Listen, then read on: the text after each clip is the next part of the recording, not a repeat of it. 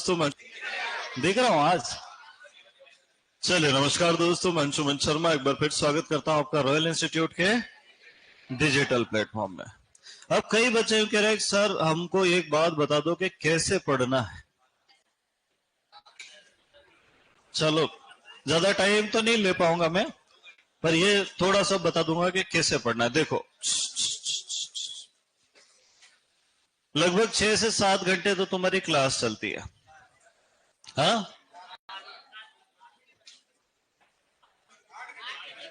8 घंटे चल रही है। नहीं, आने जाने का टाइम तो मैं पढ़ाई में जोड़ता हूं, है ना।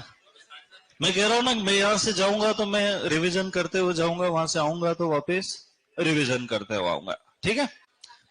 तो 6 से 7 घंटे तो अपनी क्लास चल रही है, ठीक है।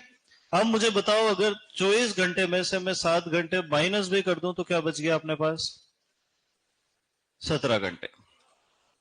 अब इस 17 घंटे में से कुछ लोग 2 घंटे पढ़ पा रहे हैं, कुछ 3, कुछ 4, कुछ 5, 6 तो बहुत ही कम लोग पढ़ पा रहे हैं, है ना। सही है कि गलत है? अब तुम बताओ, कोई आदमी अगर घर छोड़ के यहां तक आया और 2 घंटे पढ़ रहा है तो फिर क्या वो पढ़ रहा है? नहीं है, वो सिर्फ अपने आप को तसल्ली दे रहा है कि हाँ मैं पढ़ता हूं। 2 तरह के लोग होते हैं ना, एक खुद को ही मना लेते हैं, कह रहे सो जा यार कोई बात नहीं चलता रहेगा, है ना। सॉफ्ट कॉर्नर है खुद के लिए। ऐसे लोगों को स्व प्रेमी कहा जाता है। क्या कहा जाता है? वो बाहर धूप में यूं हाथ निकाल के चेक कर लेते, फिर बाहर नहीं जाते। क्या करेंगे इतनी धूप में जाके। वो लोग कभी भी कहीं भी जाते तो घर से खाना खा के ही जाते, भले 3 घंटे लेट हो जाए, भले पहला काम खाना। इनको स्व प्रेमी कहा जाता है। ये सिर्फ खुद के बारे में सोचते हैं और भविष्य के बारे में भी नहीं सोचते। तो अपने को देखना है कि ये जो समय है इसको कैसे अपन मैनेज कर पाए। तुम पहली क्लास में अभी आते हो क्या 10:30 बजे, कि इसके पहले आते हो? 8:30 बजे आ जाते हो क्या? 8 बजे आ जाते हो, वेरी गुड। हाँ, अब मैं तुमको बताता हूं ना, 2 तरह के लोग पाए जाते हैं इस दुनिया में, एक अर्ली राइजर और एक नाइट आउल। अर्ली राइजर मतलब जो सुबह जल्दी उठ जाते हैं। सबसे बड़ी दिक्कत ये आती है कि कोई भी आदमी टाइम टेबल बनाता है ना, वो अपने हिसाब से बना दे देता है। अब दूसरे वाले उसको फॉलो करने जाते हैं पर उनका शरीर साथ ही नहीं देता है। हाँ, अब तुम बताओ कि तुम सब में से जल्दी उठने वाले कितने लोग हैं जो 5 बजे उठ जाते हैं? Very good. बेटा तुमने दोनों ने टिकट नहीं ली ना? टिकट ली क्या? फिर क्यों मूवी देख रहे हो?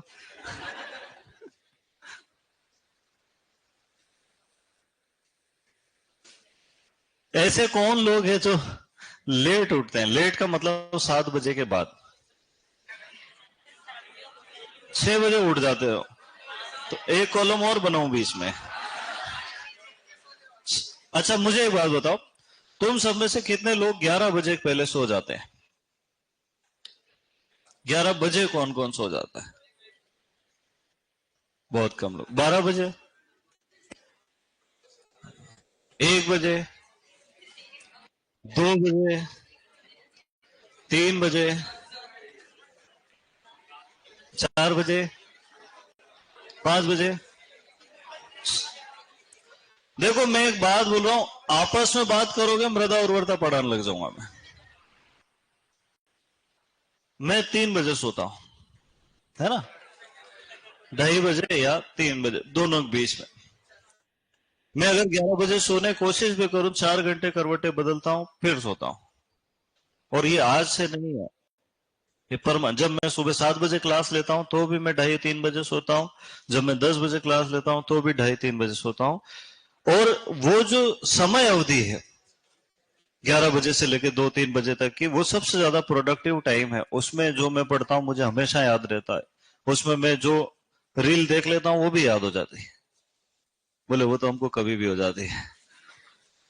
तो एक प्रोडक्टिव टाइम होता है कि इंसान के 2 से 5 घंटे का, कि वो उस समय सबसे ज्यादा फोकस कर पाता है। वो टाइम अपने को आइडेंटिफाई करना अपने दिनचर्या में। मैं सुबह 5 बजे उठ के पढ़ पढ़ के मर भी जाऊं तो मुझे 4 लाइन भी याद नहीं रहे, ये मेरी पर्सनल प्रॉब्लम है।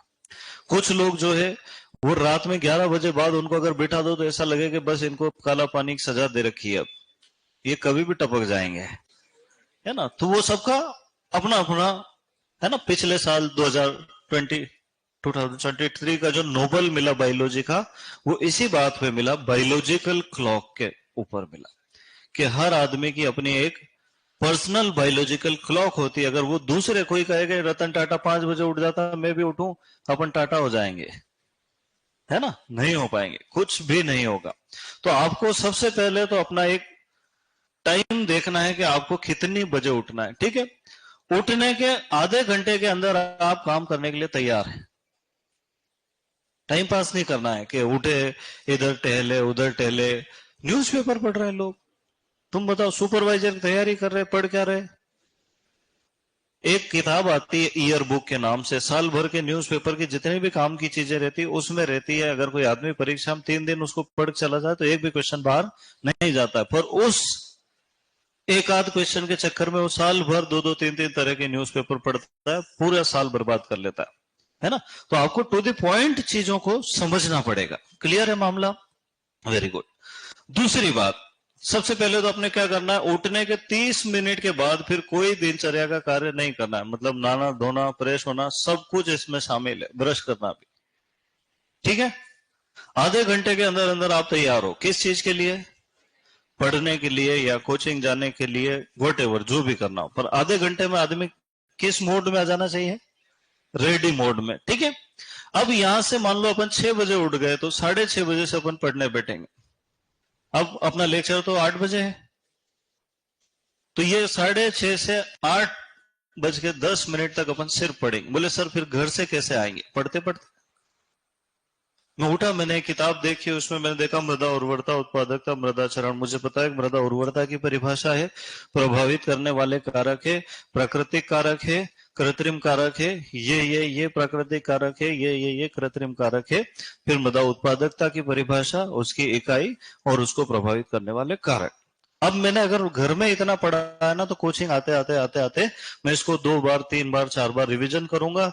1-2 लाइनें भूल भी जाऊंगा तो मैं वहां हो सकता है रास्ते में किताब खोल लूं रोक के, कि यार ये कैसे रह गया, मेरे दिमाग से बाहर चला कैसे गया। इतना सिंसियर होना पड़ेगा पढ़ाई के लिए। दूसरा, जब भी अपन पढ़ते हैं तो माइंड मैप्स बनाना है। क्या बनाना है? माइंड मैप्स किसको कहते हैं?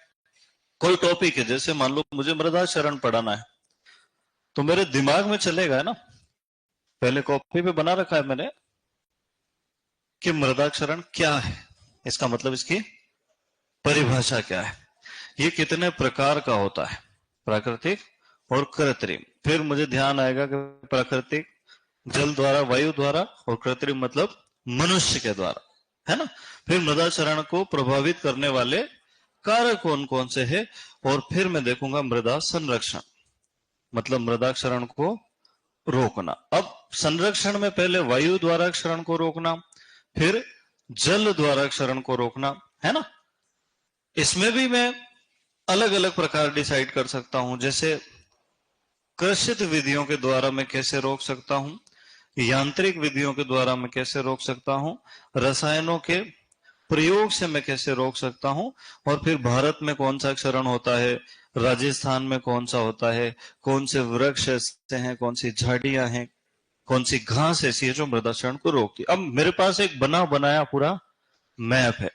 अब मुझे अगली बार पढ़ना हो तो मुझे किसी चीज की आवश्यकता ही नहीं, मैं बस ऐसे आंखें बंद करता हूं और सोचने लग जाता हूं कि मृदा क्षरण, मृदा के कणों का टूटना, दूसरे स्थान पर चले जाना, मृदा क्षरण कहलाता है। किन्हीं बाह्य शक्तियों के द्वारा भी हो सकता है, ज्यादातर तो प्राकृतिक होता है, पर इंसानों ने भी कोई कसर नहीं छोड़ी, ठीक है।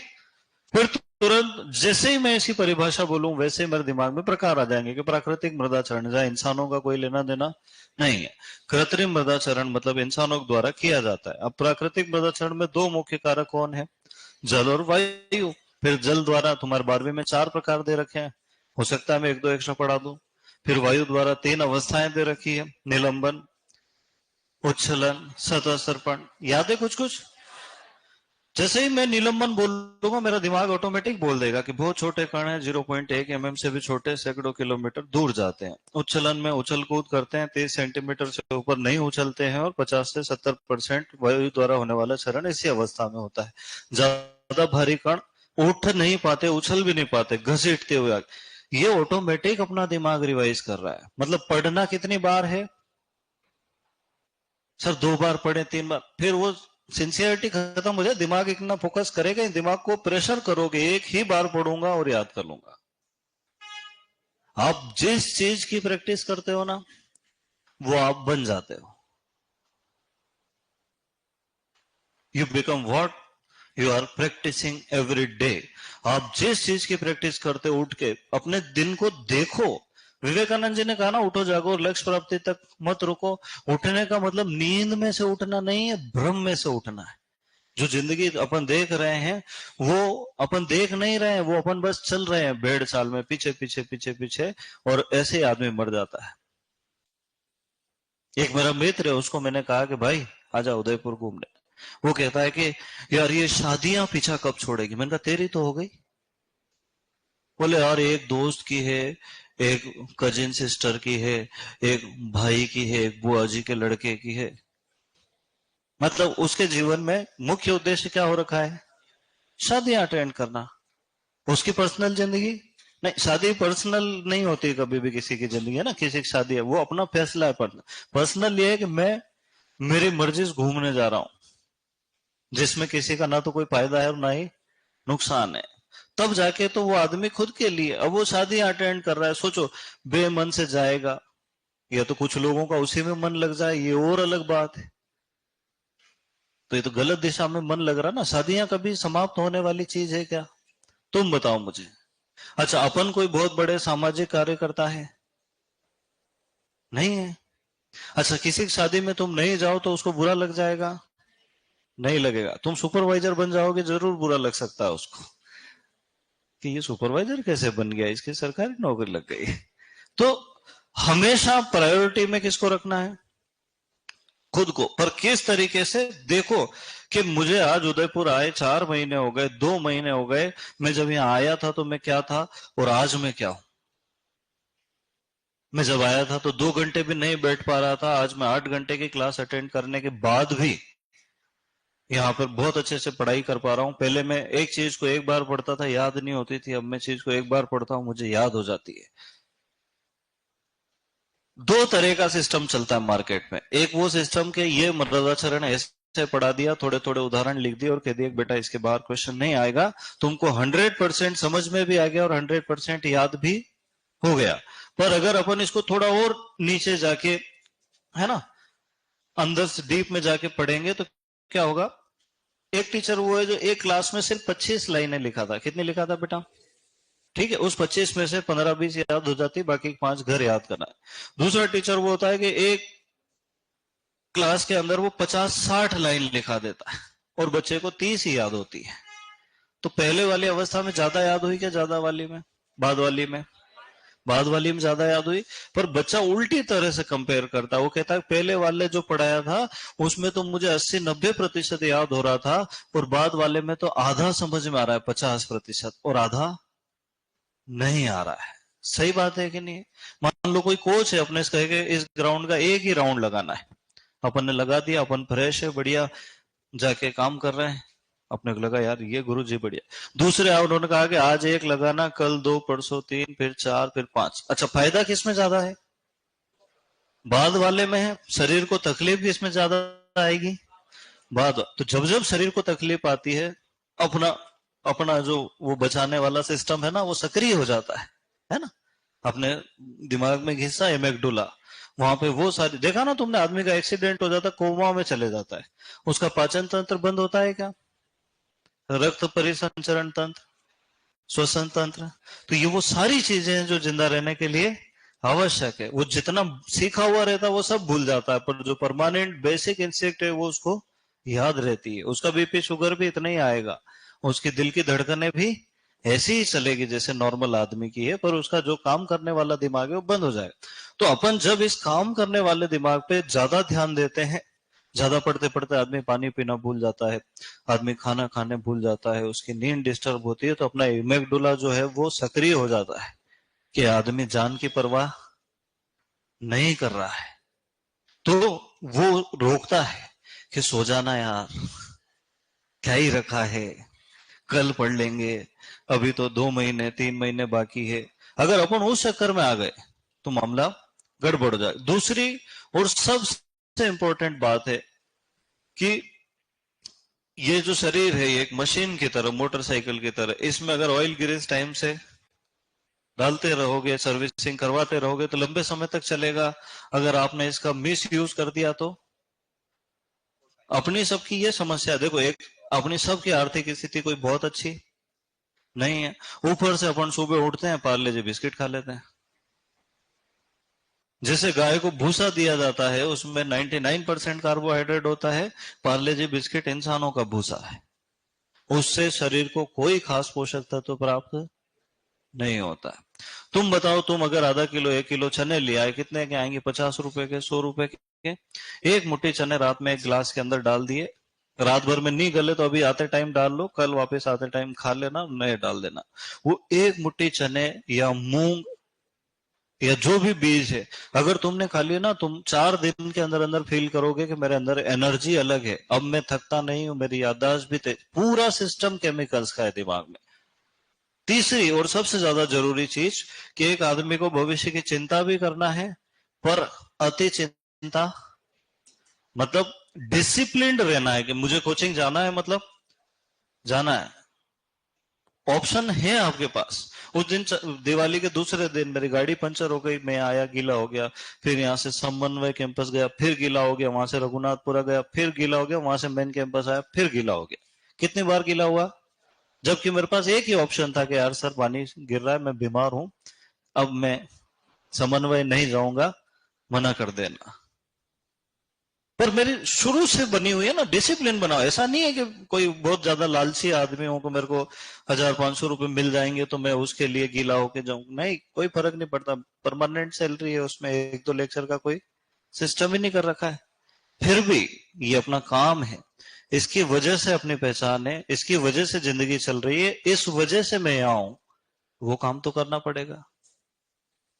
तो आपको डिसिप्लिन मेंटेन करके रखना। मैं 3 बजे सोऊं, 4 बजे सोऊं, 5 बजे सोऊं, 6 बजे मैं एयरपोर्ट छोड़ के आता हूं मेरे दोस्त को और वापस आके यहाँ क्लास देने लग जाता हूं। लोग कहते हैं कि तू कौन है?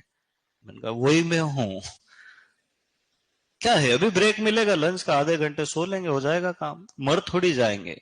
और इस शरीर को जितनी तकलीफ दोगे उतना ज्यादा मजबूत बनेगा। अच्छा, शरीर से ज्यादा अपना जो आत्मविश्वास है ना वो मजबूत बनता है।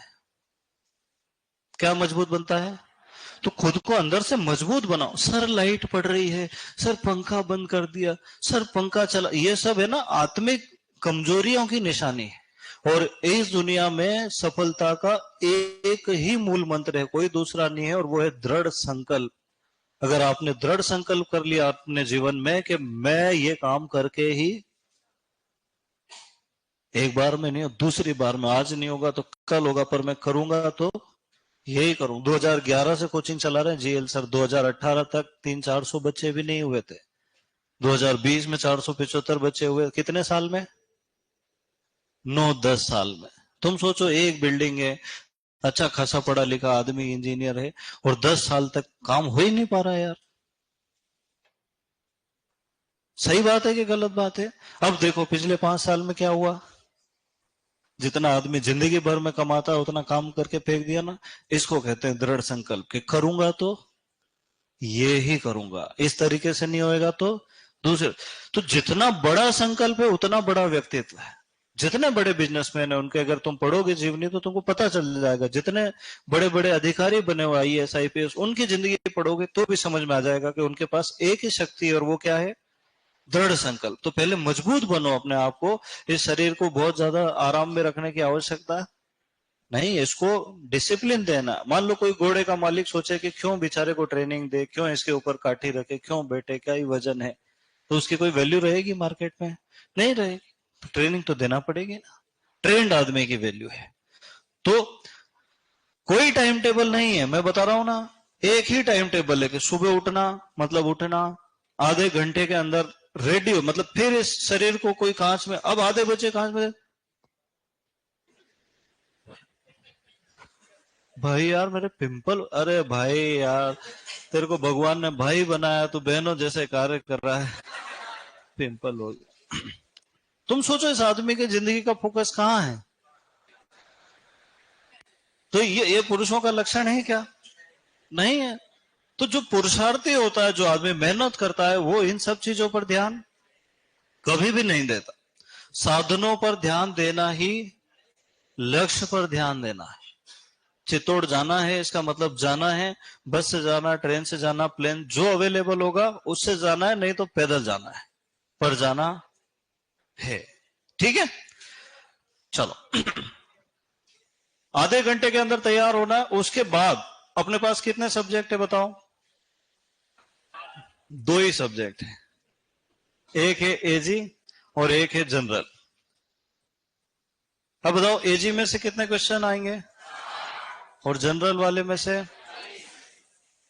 अब कई बच्चे जो है ना वो हिस्ट्री जियोग्राफी पढ़ते हैं 4-4 5-5 घंटे, उनको पसंद है, उनको मजा आता है, वो सब्जेक्ट ही ऐसा है।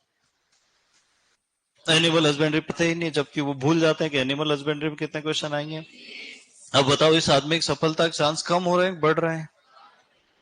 कम हो रहे हैं। अरे उधर 4 सब्जेक्ट के कितने क्वेश्चन है? 40। इधर एक सब्जेक्ट जो सबसे छोटा है एनिमल हस्बेंड्री, उसके कितने हैं? पर इसको याद करने में इनसे ज्यादा समय लगता है। दिखने में छोटा, बच्चे पेज गिन ले, ये पतली बुकलेट है इसको आधे घंटे पढ़ो, ये मोटी किताब है इसको 1 घंटे, ऐसा करना ही नहीं है, है ना? हर चैप्टर के फ्लो चार्ट बनाना है, हर चैप्टर को पढ़ना है, सुपरवाइजर के पेपर अपने पास है, उनके सारे क्वेश्चन लगाना है, फिर देखना है कि किस टॉपिक का है, अच्छा यहां से क्वेश्चन आता है, ये किस टॉपिक का है, अच्छा यहां से क्वेश्चन आता है, ये किस टॉपिक का, अच्छा यहां से। आदमी खुद एनालिसिस जितना ज्यादा करेगा ना, उतना ज्यादा वो टॉपिक, यहां मैं लिखूंगा और वो कह देगा कि यार ये बहुत इंपॉर्टेंट टॉपिक है, तो कैसे पता?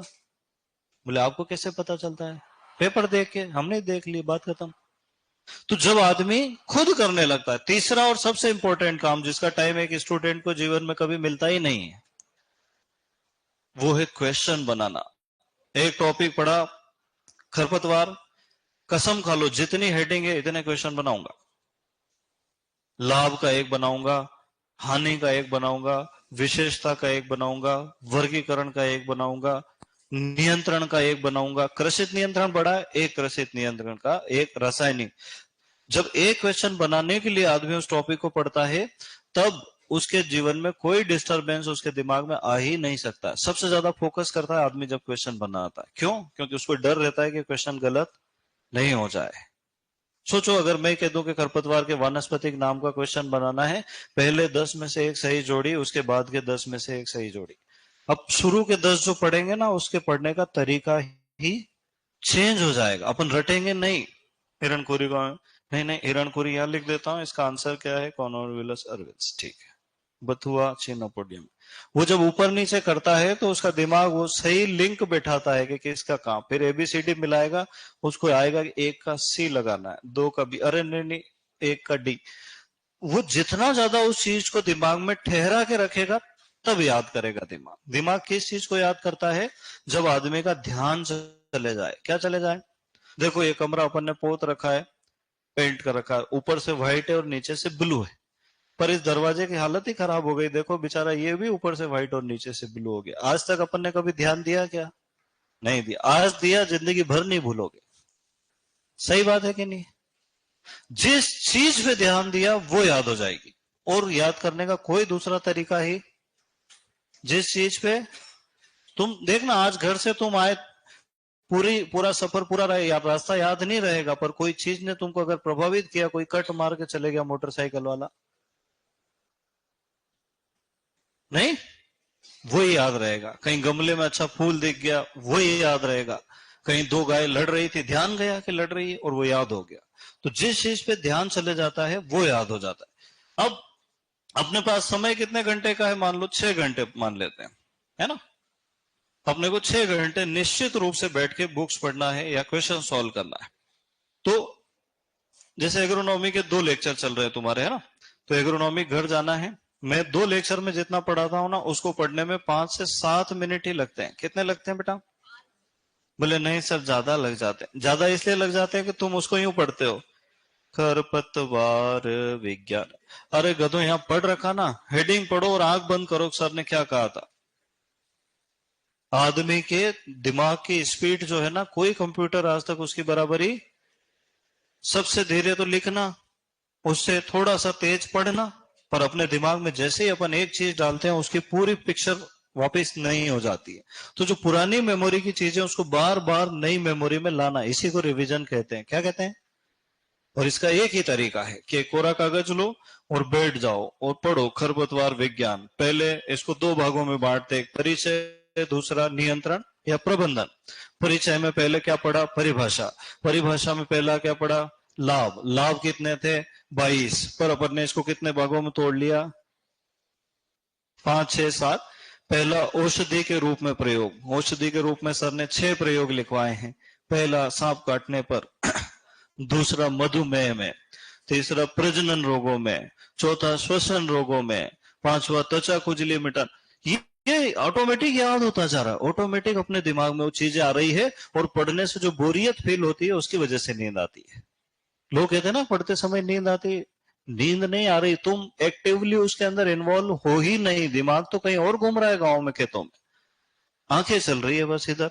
जब एकदम से वापस चेतना लौट के आती है तो वो देखती है कि यार ये तो 2 पन्ने आगे निकल गए, अपन तो बीच का क्या पढ़ा याद ही नहीं है।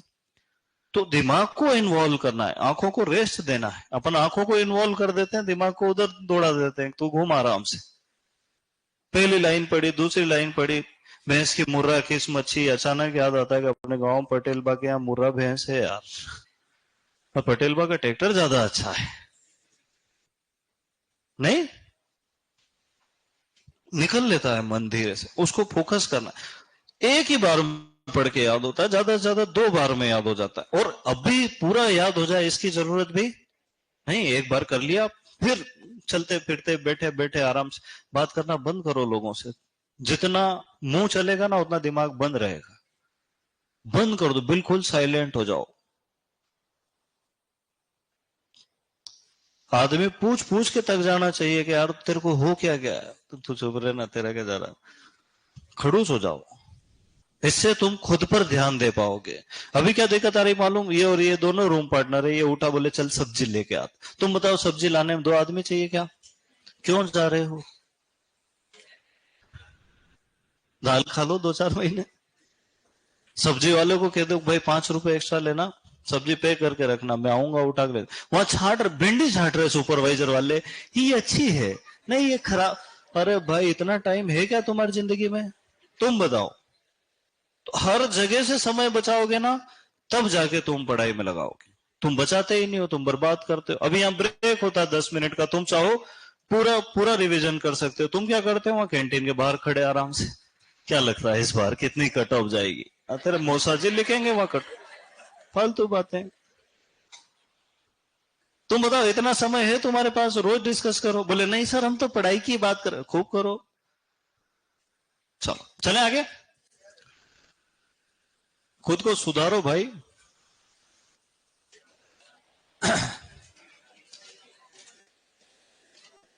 अच्छा अभी भी लोगों को यूं लगता है कि सर आप तो यूं लिख के दे दो, 5 बजे उठना, 5:30 तक फ्री हो जाना, सर 6 से 7 पढ़ना, 7 बजे नहाना, फिर कोचिंग आ जाना, फिर घर चले। ऐसा टाइम टेबल होता है क्या? एक ही टाइम टेबल होता है क्या कि पढ़ना है? चलो अभी भी इंतजार में है कि कुछ तो लिखो। 3 घंटे पढ़ने से हो जाएगा, 5 घंटे पढ़ने से हो जाए, ऐसा कुछ नहीं होता बेटा। जो आदमी रम जाता है ना उसका हो जाता है। इसलिए तो कहते हैं 12वीं पास भी सुपरवाइजर बन जाता है, पीएचडी वाले फिर अगली तैयारी में लग जाते हैं। क्यों लग जाते हैं? क्योंकि जिंदगी भर से यही कर रहे हैं, कट ऑफ की चिंता। वो नहीं करना। चले आगे। अब देखो मृदा उर्वरता, उत्पादकता, मृदा क्षरण, ये ना तो बहुत ज्यादा इंपॉर्टेंट टॉपिक है और ना ही बहुत ज्यादा बड़ा टॉपिक है। ठीक है, तो जल्दी खत्म हो जाएगा और अच्छा भी है। चलो सबसे पहली स्थिति आती है मृदा उर्वरता वाली। देखो मुझे बताओ कि एक पौधों को वैसे जिंदा रहने के लिए तो 80-90 पोषक तत्वों की आवश्यकता पड़ती है ना? पर आर्नन और स्टाउट ने कहा है कि 17 पोषक तत्व पौधों के लिए आवश्यक माने गए हैं, क्योंकि उनके बिना पौधा जिंदा नहीं रह सकता, है ना। तो कुछ मृदा के अंदर पोषक तत्वों की मात्रा ज्यादा होती है, वहां पौधों का वृद्धि विकास ज्यादा अच्छा होता है। कुछ मृदाओं के अंदर कुछ पोषक तत्वों की मात्रा कम होती है, वो खेती के लिए अच्छी नहीं समझी जाती, और उनका ये पोषक तत्व प्रदान करने का गुण क्या कहलाता है? मृदा उर्वरता। तो इसको अगर हम परिभाषा के रूप में लिखना चाहे तो क्या लिखेंगे? किसी मृदा की सभी आवश्यक पोषक तत्वों को उचित मात्रा एवं संतुलित अनुपात में प्रदान करने की क्षमता। इसका अर्थ यह है कि उस मृदा के अंदर वो पोषक तत्व उपस्थित है, ज्यादा मात्रा में उपस्थित है तो उर्वरता ज्यादा है, कम मात्रा में उपस्थित है तो उर्वरता कम है। तो पोषक तत्व प्रदान करने की क्षमता क्या कहलाती है? मृदा उर्वरता। अब लिखो, देखें।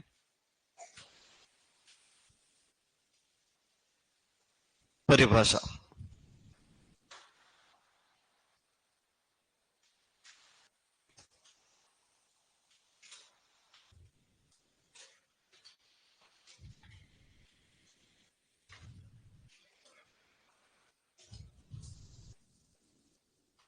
लिखा? किसी मृदा की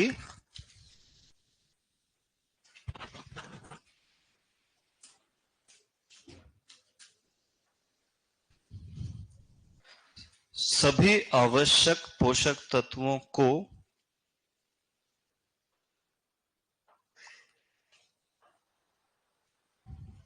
किसी मृदा की सभी आवश्यक पोषक तत्वों को उचित मात्रा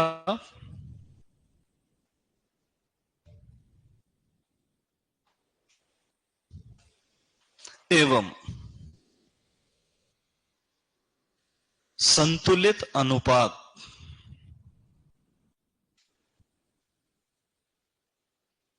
में प्रदान करने की क्षमता। उचित मात्रा एवं संतुलित अनुपात में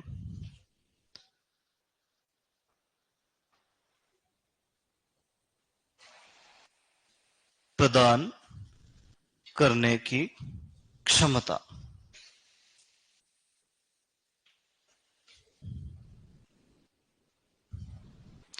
मृदा उर्वरता कहलाती है।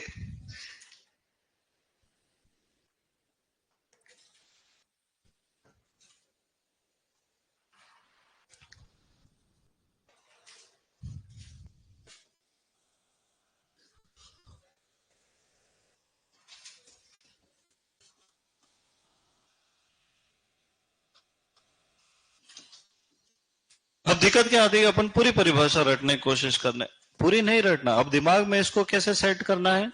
पोषक तत्व प्रदान करने की क्षमता क्या है? इसमें कितने गुण होना चाहिए? 2। उचित मात्रा में और संतुलित अनुपात में। मात्रा ज्यादा हो गई तो गड़बड़ हो जाएगा। जैसे आयरन पौधों के लिए आवश्यक तत्व है, पर मात्रा ज्यादा होने पर क्या होता है? विषाक्तता हो जाती है। इसलिए लिखा है उचित मात्रा और संतुलित अनुपात। संतुलित अनुपात मतलब जैसे नाइट्रोजन ज्यादा चाहिए तो ज्यादा होना चाहिए, और आयरन कम चाहिए तो कम होना चाहिए। होना दोनों चाहिए, है ना। चलो, अब मृदा उर्वरता। एक चीज और है इसमें, यहां लिखो, अर्जित उर्वरता।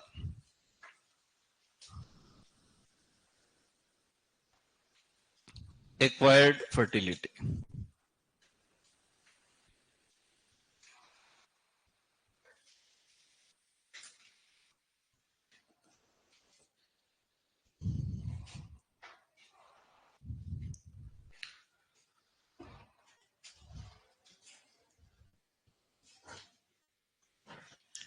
लिखो, खाद उर्वरक एवं जैव उर्वरकों के उपयोग से उत्पन्न उर्वरता। खाद उर्वरक तथा जैव उर्वरकों के खाद उर्वरक तथा जैव उर्वरकों के प्रयोग से उत्पन्न उर्वरता।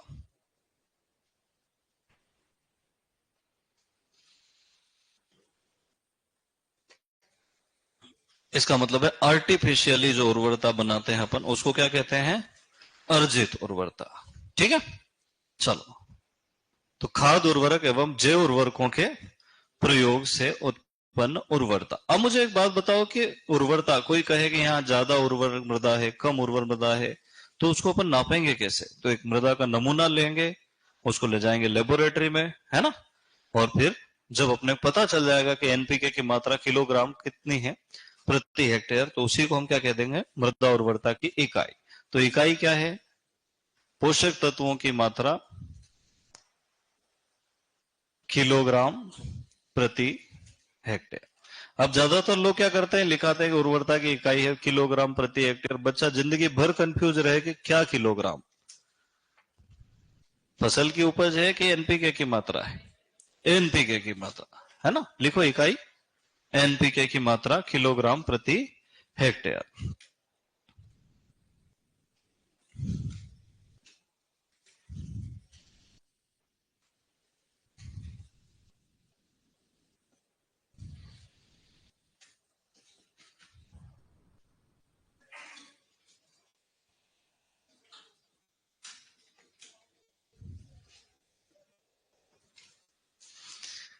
इसे प्रयोगशाला में ज्ञात किया जाता है ना।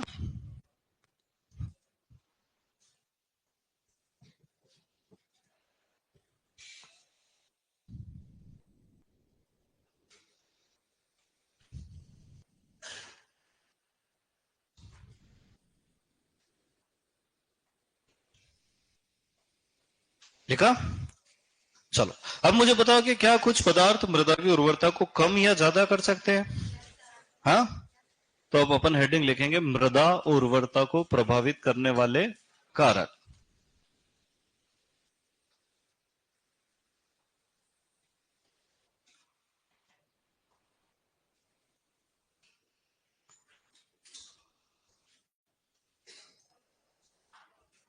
Factors affecting soil fertility.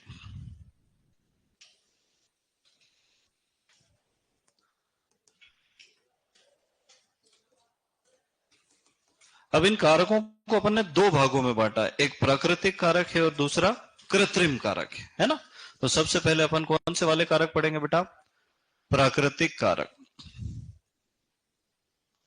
प्राकृतिक कारक किसको कहते हैं? जिनमें मनुष्यों का कोई लेना देना नहीं होता है ना। तो ऐसे कारक जिनमें मनुष्य का कोई लेना देना नहीं होता, उनको कहते हैं प्राकृतिक कारक या नेचुरल फैक्टर्स।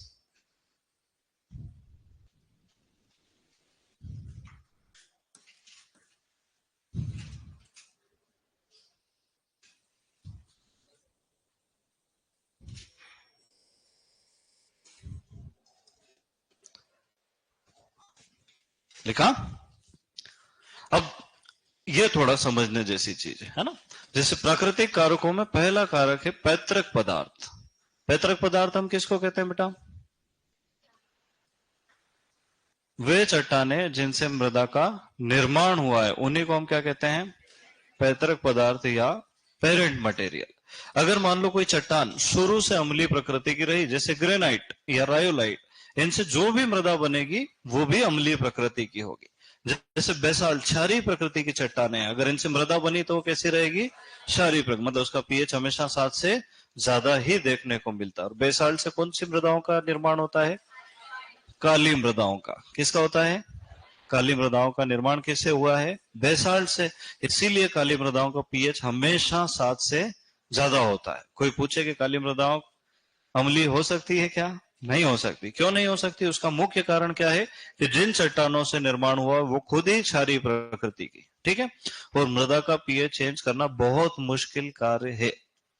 ठीक है, चलो अब लिखो पेरेंट मटेरियल। पेरेंट मटेरियल में क्या लिखेंगे हम कि ग्रेनाइट से जिन मृदाओं का निर्माण हुआ है वो कैसी प्रकृति की होगी बेटा?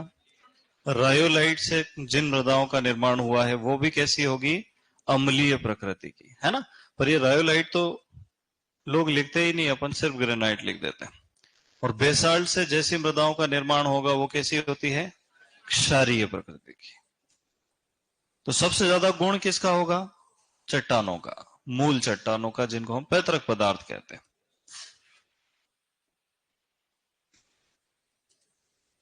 तुमने पढ़ा होगा ना, अम्लीय आग्नेय चट्टाने, क्षारीय आग्नेय चट्टाने, वो सिलिका की मात्रा पर निर्भर करता है ना। दूसरा होता मृदा आयु।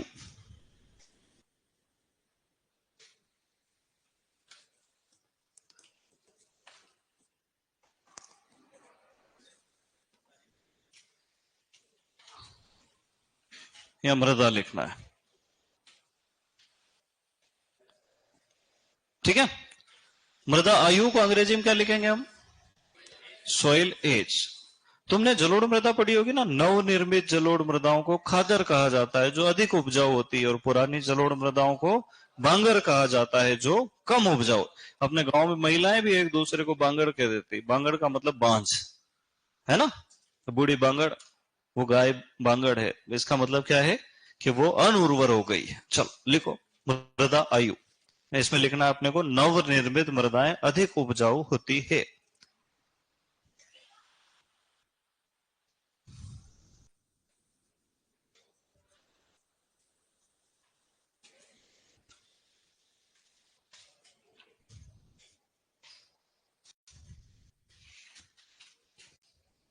नवनिर्मित मृदाएं अधिक उपजाऊ होती है।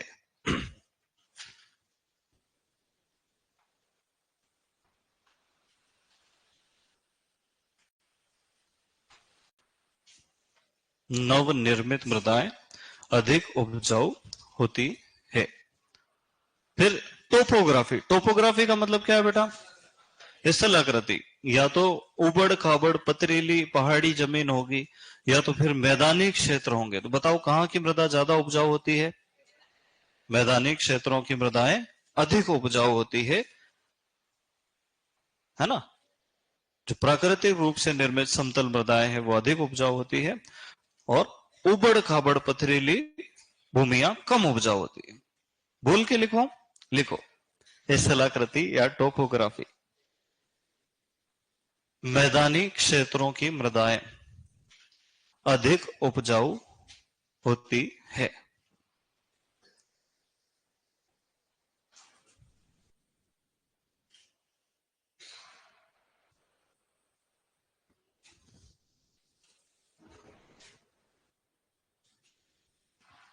पहाड़ी क्षेत्रों की या उबड़ खाबड़ मृदाएं कम उपजाऊ होती है।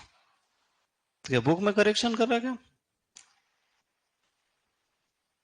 पहाड़ी क्षेत्रों की मृदाएं कम उपजाऊ होती है। अच्छा देखो, इसमें देखो मृदाक्षरण कृत्रिम कारक में लिख दिया, शायद तक नहीं लिखना था। नहीं, प्राकृतिक में ही लिख रखा है।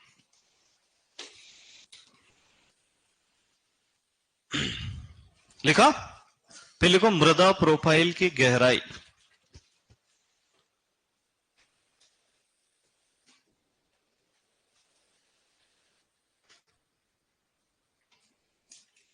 मृदा प्रोफाइल पढ़ी तुमने?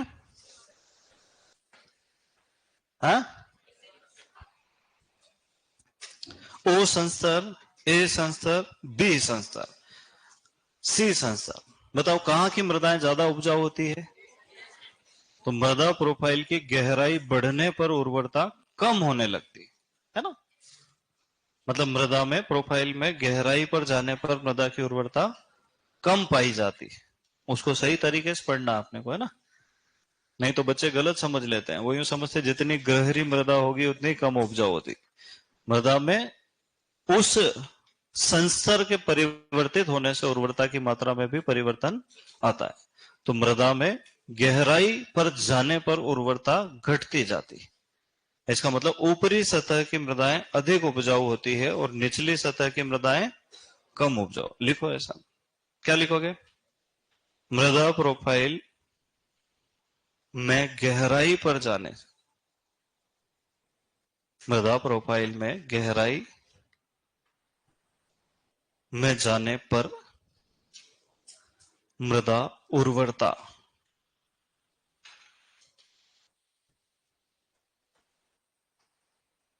कम होती है।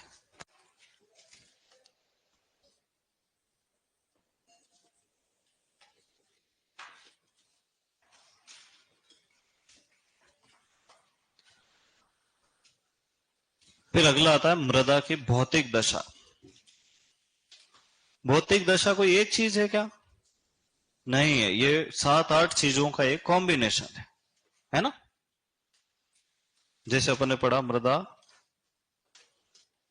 कणाकार, मृदा सरंध्रता, पढ़ा है क्या नहीं पढ़ा?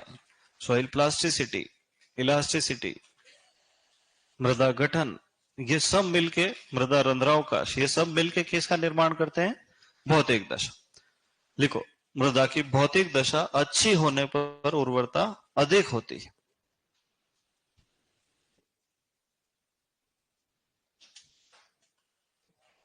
मृदा की भौतिक दशा अच्छी होने पर उर्वरता अधिक होती है।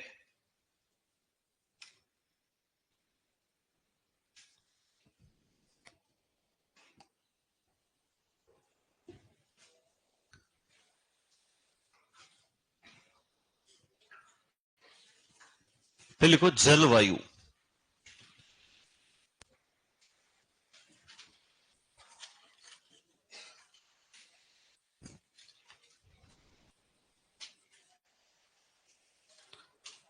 अब जलवायु को साधारण रूप से दो भागों में बांटा है, एक सम जलवायु और एक विषम जलवायु। सम जलवायु किसको कहेंगे? जहां टेम्परेचर की रेंज बहुत ज्यादा ना तो कम है और ना ही ज्यादा है, जहां वर्षा की मात्रा ना तो बहुत कम है और ना ही बहुत ज्यादा है ना। जैसे मान लो विषम जलवायु की बात करें, राजस्थान में जो रेगिस्तान पाया जाता है, थार का मरुस्थल, वहां की जलवायु सम है कि विषम है? विषम है। अंटार्कटिका की जलवायु विषम है। तो सम जलवायु की मृदाएं अधिक उर्वर होती है और विषम जलवायु की मृदाएं कम उर्वर होती है, क्योंकि वहां पेड़ पौधे वनस्पतियां ज्यादा उगते नहीं है। लिखो, सम जलवायु की मृदाएं अधिक उर्वर होती है।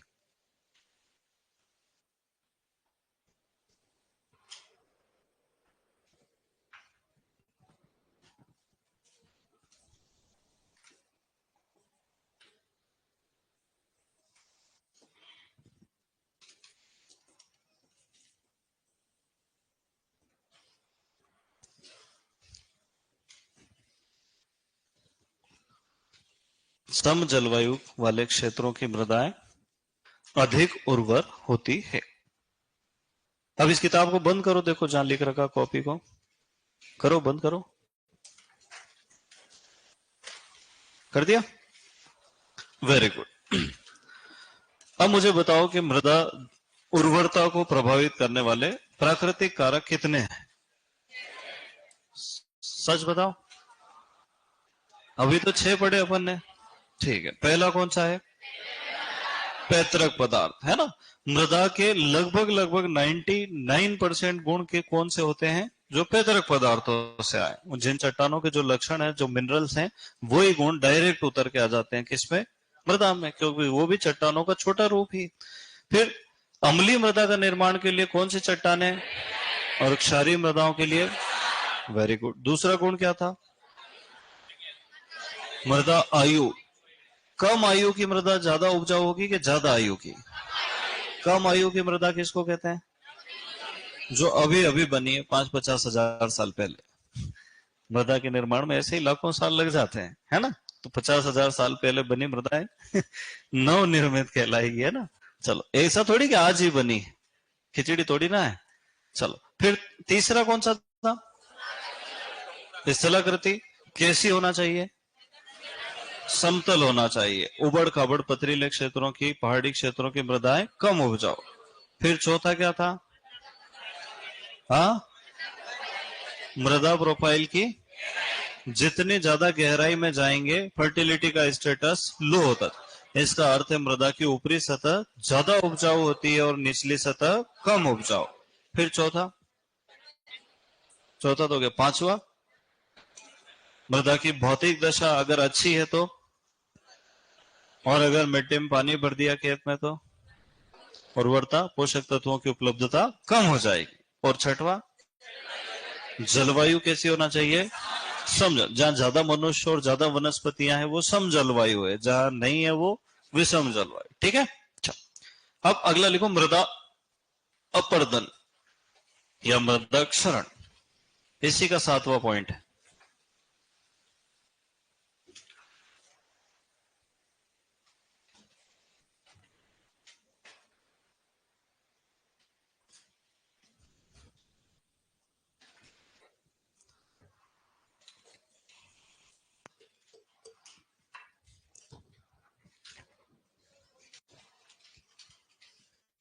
लिखो, अधिक मृदा क्षरण वाले क्षेत्रों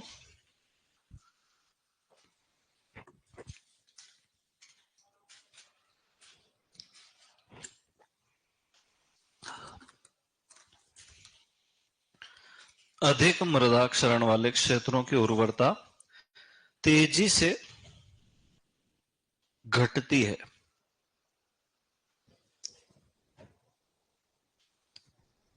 अधिक मृदा क्षरण वाले क्षेत्रों की उर्वरता तेजी से घटती है।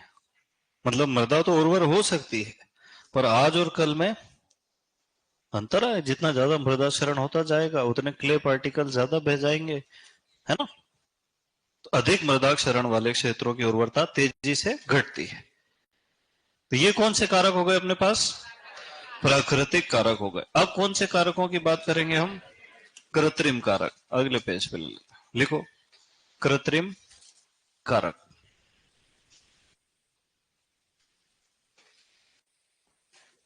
कृत्रिम कारक किसको कहते हैं बेटा? हाँ,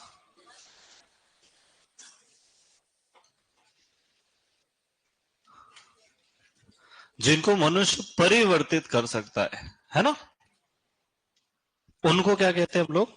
कृत्रिम कारक। जब मनुष्य परिवर्तन नहीं कर सकता वो प्राकृतिक। चलो, इसमें पहला कारक आएगा अपने पास जहां इंसान परिवर्तन कर सकता है, जैसे कार्बनिक पदार्थ। कार्बनिक पदार्थ की मात्रा बढ़ा सकता है क्या मनुष्य मृदा में? कैसे बढ़ाएगा? खाद दे देगा। लिखो, कार्बनिक पदार्थ की मात्रा बढ़ने पर उर्वरता बढ़ती है, या तो डायरेक्ट उर्वरता बढ़ती, ऐसा लिख सकते हैं। देखो,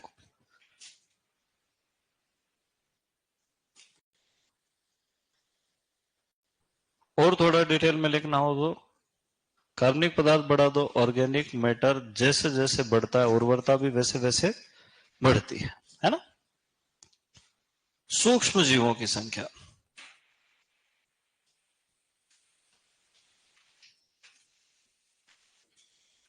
ये भी बढ़ा सकते हैं क्या अपन? कैसे बढ़ा सकते हैं?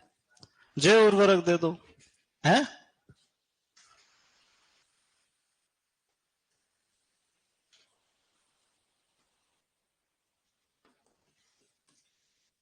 जुताई, जुताई करने पर उर्वरता, या भूपरिष्करण भी लिख सकते हैं इसकी जगह, है ना।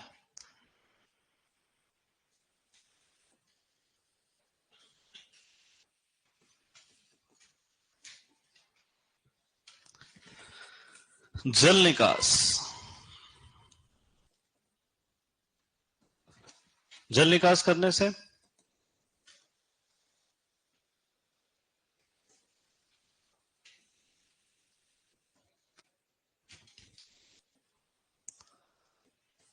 उर्वरता बढ़ेगी, क्योंकि जल निकास करने से मृदा में वायु प्रवेश कर जाती है, सूक्ष्म जीवों की मात्रा बढ़ने लगती है, और इसके कारण मृदा की भौतिक दशा भी अच्छी हो जाती है और उर्वरता भी बढ़ती रहती है। फिर अगला आता है वाटर लॉगिंग। जल भराव से क्या होगा बेटा? कम हो जाएगी।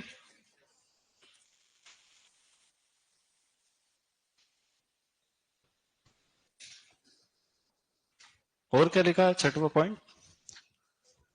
फसल चक्र में दलहनी फसलों का प्रयोग करने से मृदा की उर्वरता बढ़ती है।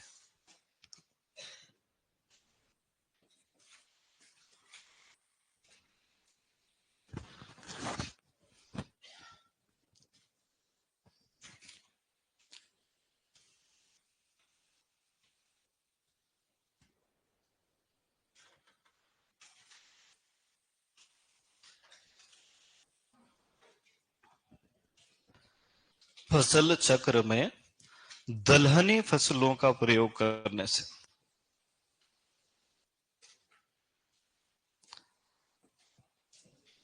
मृदा की उर्वरता बढ़ती है, और लगातार अनाज वाली फसलें उगाने से घट जाती है। हाँ,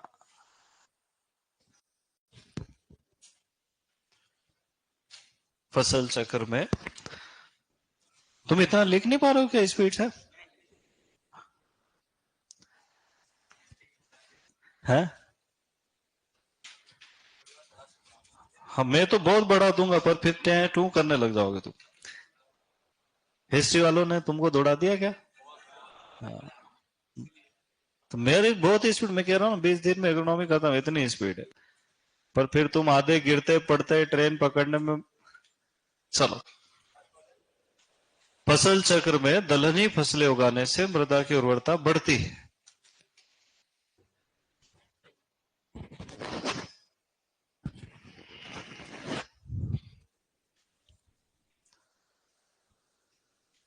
लिख लिया बेटा?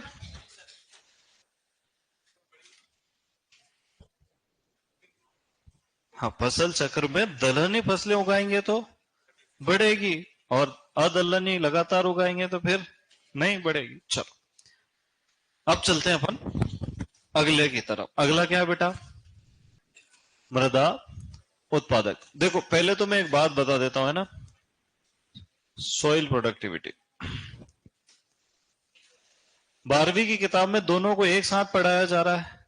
किसको किसको? मृदा उर्वरता को भी और उत्पादकता को भी। पर मैं बता देता हूं कि मृदा उर्वरता जो है वो सॉइल केमिस्ट्री का टॉपिक है, और उत्पादकता जो है वो इकोनॉमिक्स का टॉपिक है। मतलब दोनों का एक दूसरे से कोई लेना देना नहीं है, फिर भी तुलना करते हैं। नहीं समझे? मृदा उत्पादकता में हम फायदे की बात करते हैं, कितना पैसा आ रहा है, कितनी उपज आ रही, क्या लाभ हो रहा है, कैसे फायदा कमाया जाए। और मृदा उर्वरता केमिस्ट्री का टॉपिक है कि इसके अंदर पोषक तत्व कितने, है ना। तो पहला और सबसे प्रमुख अंतर तो यही है कि मृदा उर्वरता केमिस्ट्री का टॉपिक है और मृदा उत्पादकता इकोनॉमिक्स का टॉपिक है। अब उत्पादकता होती क्या है? तो मैंने आपको एक बार तीनों चीजें समझाई थी। एक तो होता है उत्पादन, एक होता है क्षेत्रफल, और एक होता है उत्पादकता। देखो, मान लो हरे राम काका के पास 10 हेक्टेयर जमीन है। कितनी है बेटा? 10 हेक्टेयर जमीन। उन्होंने अपने खेत में गेहूं लगाया। क्या लगाया बेटा? और वो गेहूं हुआ 500 क्विंटल। तो उत्पादन कितना हुआ? 500 क्विंटल। कितना हुआ? क्षेत्रफल कितना था? 10 हेक्टेयर। अगर उत्पादन में क्षेत्रफल का भाग लगा दे तो क्या उत्तर आएगा? 50 क्विंटल प्रति हेक्टेयर। तो जो प्रति हेक्टेयर औसत उत्पादन आता है उसी को हम क्या कहते हैं? उत्पादकता।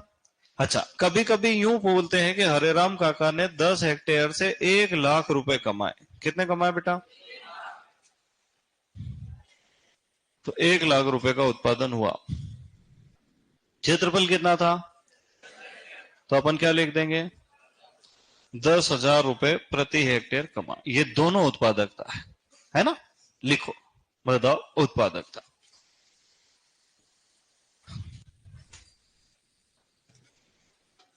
किसी मृदा के द्वारा प्रति हेक्टेयर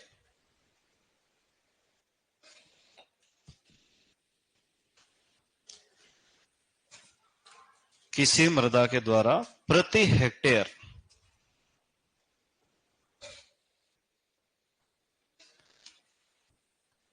किसी मृदा के द्वारा प्रति हेक्टेयर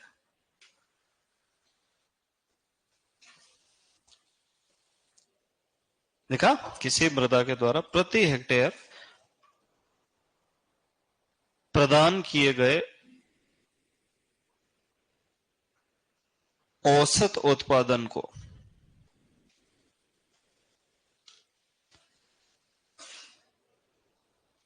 किसी मृदा के द्वारा प्रति हेक्टेयर प्रदान किए गए औसत उत्पादन को मृदा उत्पादकता कहते हैं।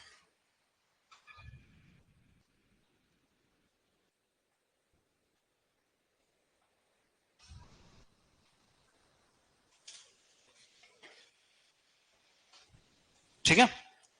अब उत्पादन को दो चीजों में नापा जाता है ना। एक तो उपज की मात्रा प्रति हेक्टेयर, और एक आय की मात्रा प्रति हेक्टेयर। तो लिखो, अथवा एक और परिभाषा।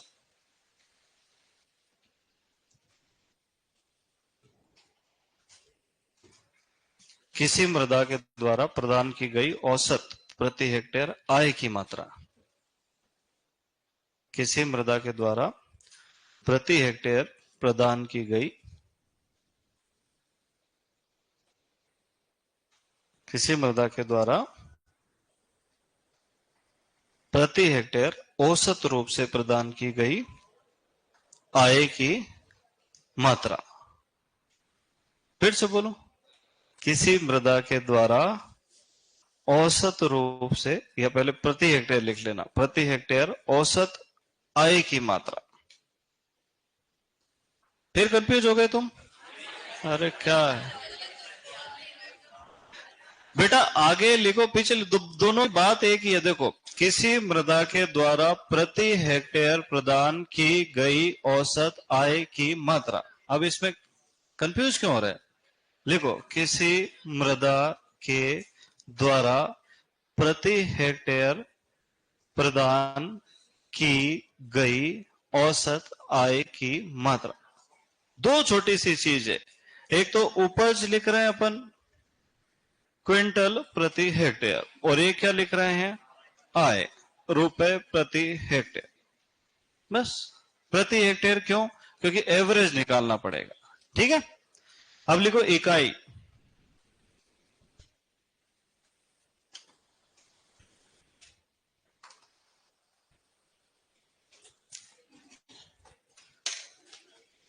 अच्छा, अपने बीच में इतने खतरनाक लोग बैठे हैं ना,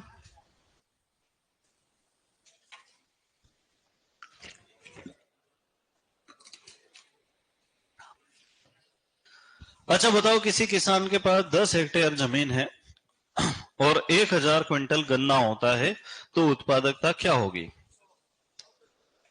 100 क्विंटल प्रति हेक्टेयर। पक्का? सच बताओ। बोले सर कैसे? ऐसे लोग बैठे हुए अपने। अरे एवरेज निकालना है, क्या करना, उत्पादन में क्षेत्रफल का भाग लगाना। ठीक है, जैसे मान लो मेरे पास 20 हेक्टेयर जमीन है और मेरे पास 400 क्विंटल सोयाबीन हुई, तो बताओ उत्पादन कितना हुआ?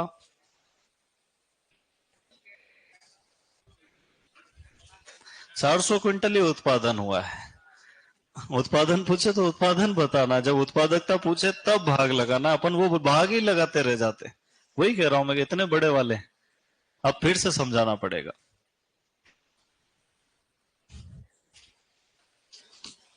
देखो बेटा, एक किसान है जिसके पास 1 हेक्टेयर जमीन है। कितनी है?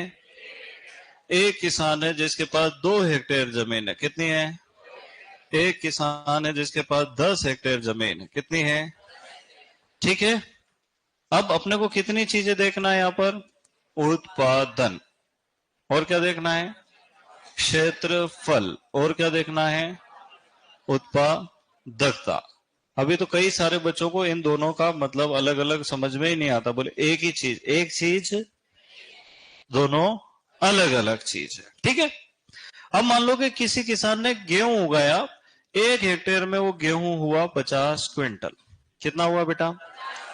अब बताओ, इस व्यक्ति का क्षेत्रफल कितना है, उत्पादन कितना है, उत्पादकता कितनी होगी? 50 क्विंटल प्रति हेक्टेयर। आया समझ में? Very good. दूसरे आदमी ने गेहूं उगाया 2 हेक्टेयर में, इसके यहां 80 क्विंटल गेहूं आया। कितना आया? तो इसका उत्पादन कितना हुआ, क्षेत्रफल कितना हुआ, उत्पादकता क्या आएगी? 40 क्विंटल प्रति हेक्टेयर। Very good. इस आदमी ने गेहूं लगाया, इसके यहाँ 300 क्विंटल गेहूं हुआ, उत्पादन कितना हुआ, उत्पादकता कितनी होगी? बोले 30 क्विंटल प्रति हेक्टेयर। अभी भी नहीं आया क्या? सच सच बताओ। तो अगर उत्पादन में क्षेत्रफल का भाग लगा देते हैं तो क्या आ जाती है? अब लोगों की दृष्टि से तो अमीर आदमी कौन है? ये वाला, क्योंकि इसके घर कितना गेहूं हुआ? 300 क्विंटल। गांव वालों की आंखें खुली की खुली रह गई। पर क्या ये अच्छी खेती कर रहा है? इससे अच्छी खेती तो कौन कर रहा है? जो 1 हेक्टेयर में ज्यादा आय प्राप्त कर रहा है, वो अच्छी खेती कर रहा है। ऐसा हमेशा नहीं होता है, कभी कभी उल्टा भी हो जाता है। पर ये तो अपने आप को बड़ा होशियार मान रहा है कि तेरे मालूम 300 क्विंटल गेहूं होते हैं, और उसके 1 ही हेक्टेयर में 50 होते हैं। ठीक है, तो ये गुण जो है ये क्या कहलाता है? उत्पादकता। अब मुझे बताओ कि उत्पादकता को प्रयोगशाला में ज्ञात कर सकते हैं क्या? लिख लो, इसे प्रयोगशाला में ज्ञात नहीं किया जा सकता।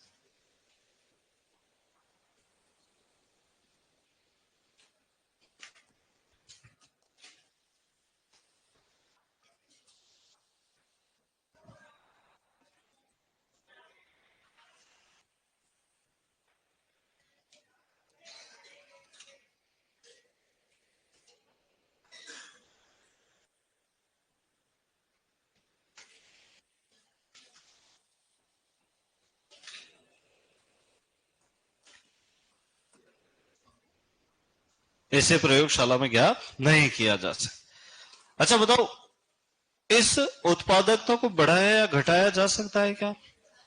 तो लिखो, उत्पादकता को प्रभावित करने वाले कारक।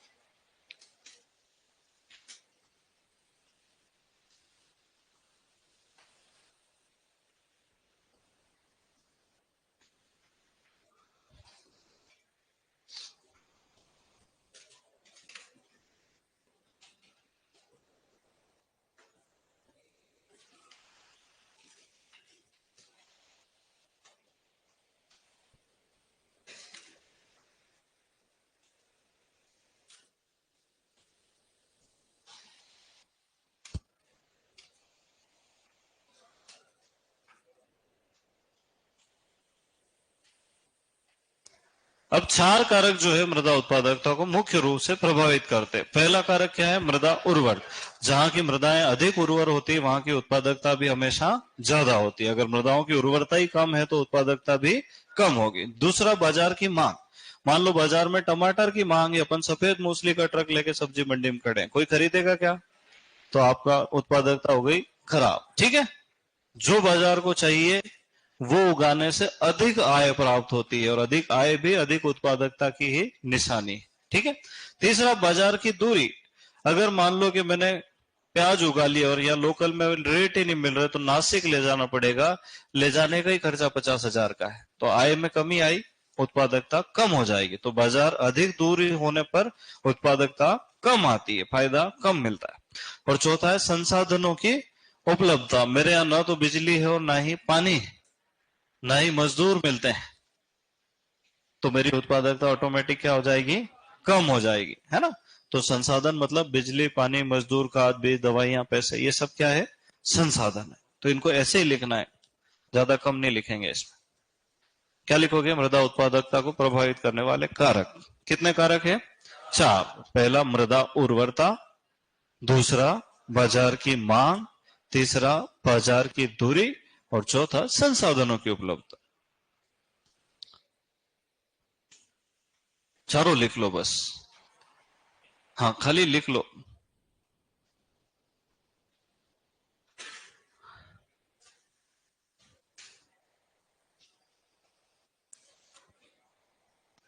है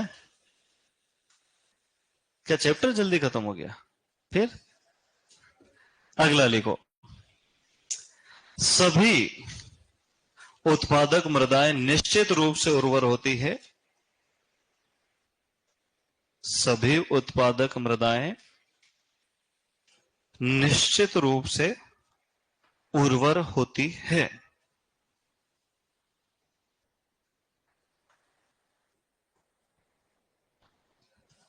किंतु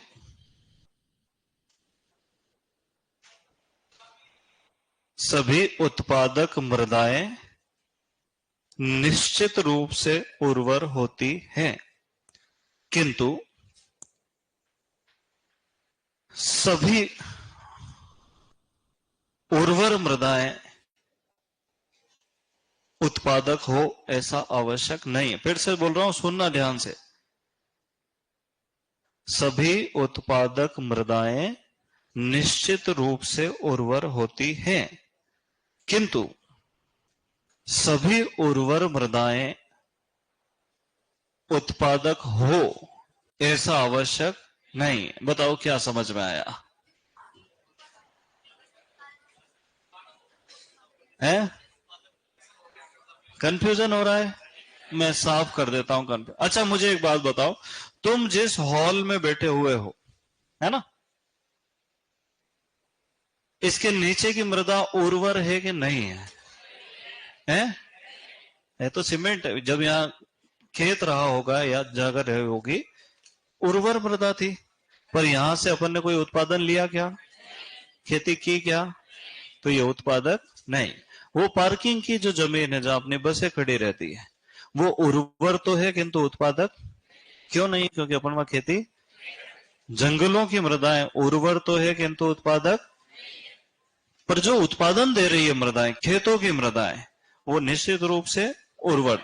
तो पूरी धरती की सारी मृदाएं लगभग लगभग उर्वर है किंतु उत्पादक, उत्पादक केवल खेतों की मृदाएं, क्योंकि अपन उत्पादन कहां से ले रहे हैं? खेतों में से। अब पढ़ो उस लाइन को वापस, दिमाग पे जोर डाल।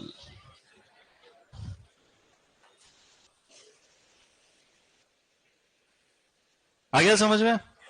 चलो, अब तुम्हारा फेवरेट टॉपिक मृदाक्षरण।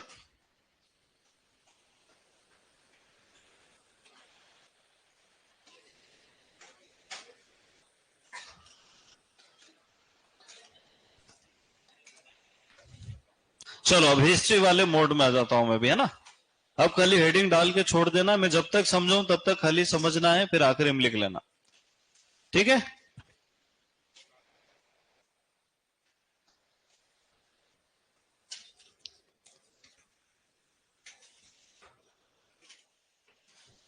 सॉइल इरोजन लिखने में 1 घंटा लग गया, बताओ।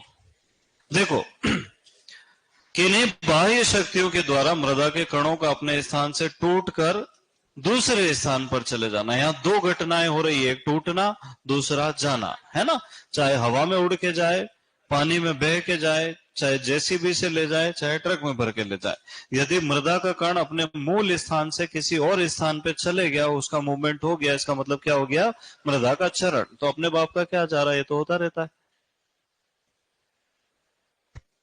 ये तो प्राकृतिक होता है ना ज्यादातर तो। पर अगर अपने खेत की मिट्टी पड़ोसी खेत में चली गई पानी में बह के, तो वापस जाना लेने के लिए फावड़ा लेके, वो फावड़ा ही मिलेगा फिर, है ना। तो कई देखो, एक औसत रूप से देखा जाए तो भारत में 16.35 टन मृदा प्रति हेक्टेयर प्रति वर्ष जो है क्षरण के द्वारा खेत से बह के नष्ट हो जाती है, और इससे कुल मिला के 53.3 मिलियन टन एनपीके कहीं ना कहीं खेतों से बाहर चले जाता है।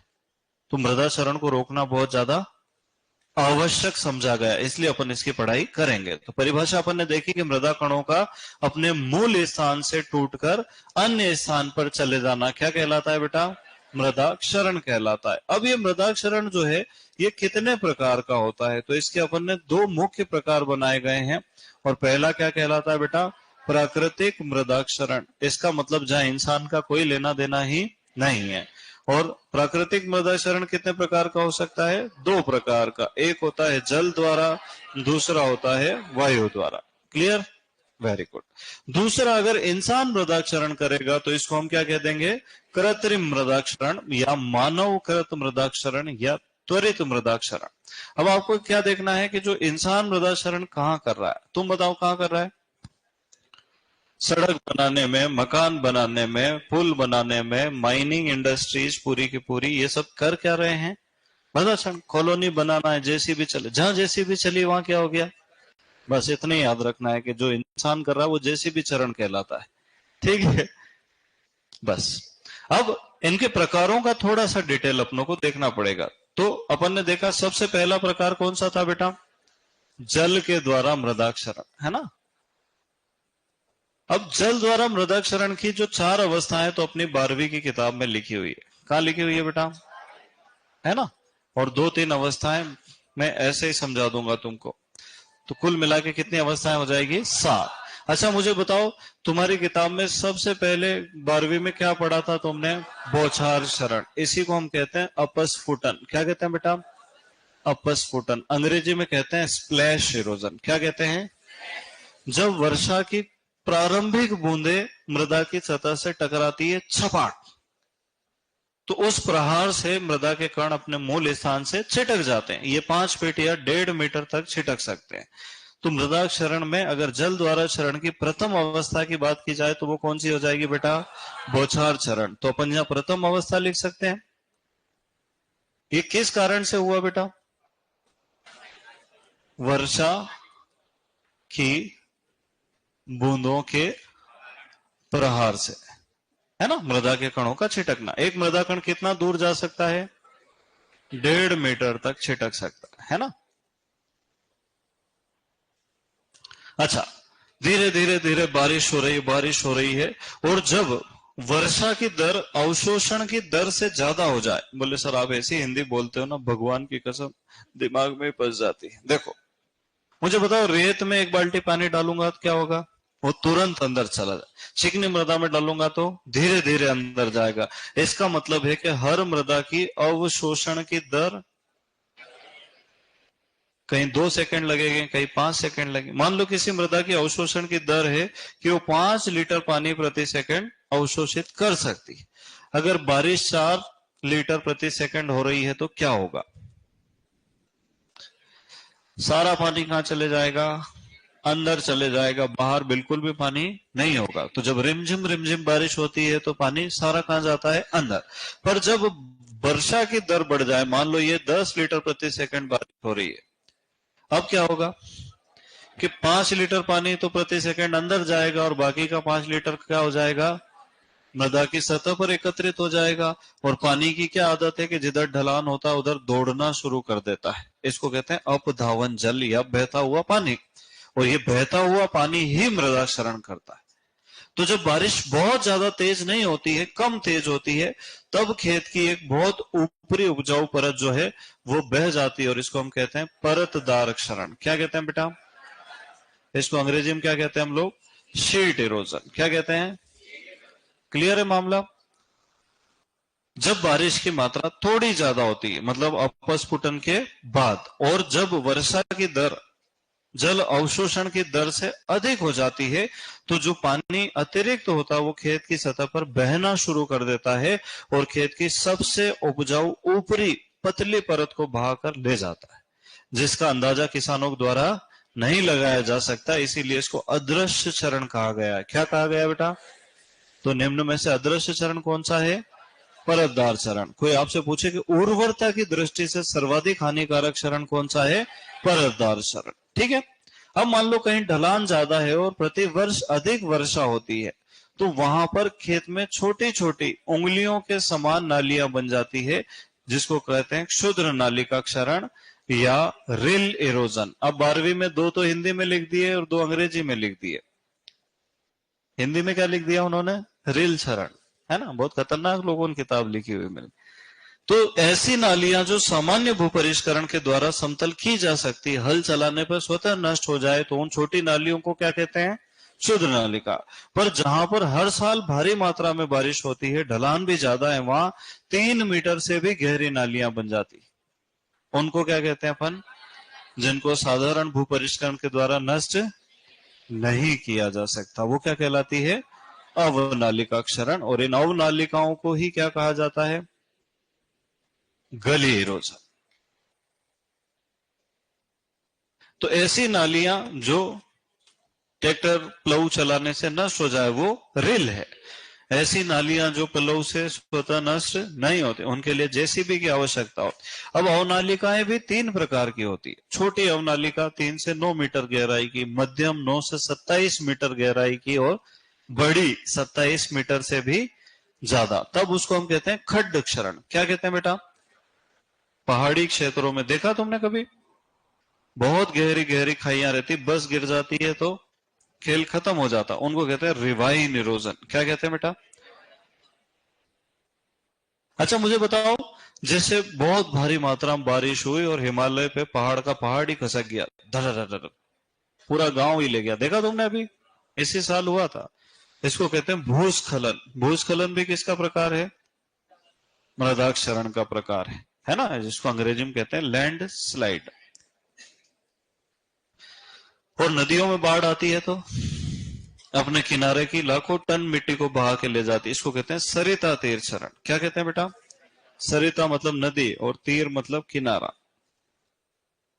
अंग्रेजी में कहते हैं स्ट्रीम बैंक इरोजन। अब वो ऐसे भी तो कह सकता है कि मृदा क्षरण को बढ़ते क्रम में जमाइए। मैं बता दूं 12वीं में अगर यहां तक है तो सुपरवाइजर में इसके आगे का क्रम पूछा नहीं जाएगा, अपने को यही जमाना है ना। तो बढ़ते क्रम में जमाएंगे तो कैसे जमाएंगे? अपस्फुटन, परतदार क्षरण, क्षुद्र नालिका, अवनाली। और घटते क्रम में जमाना हो तो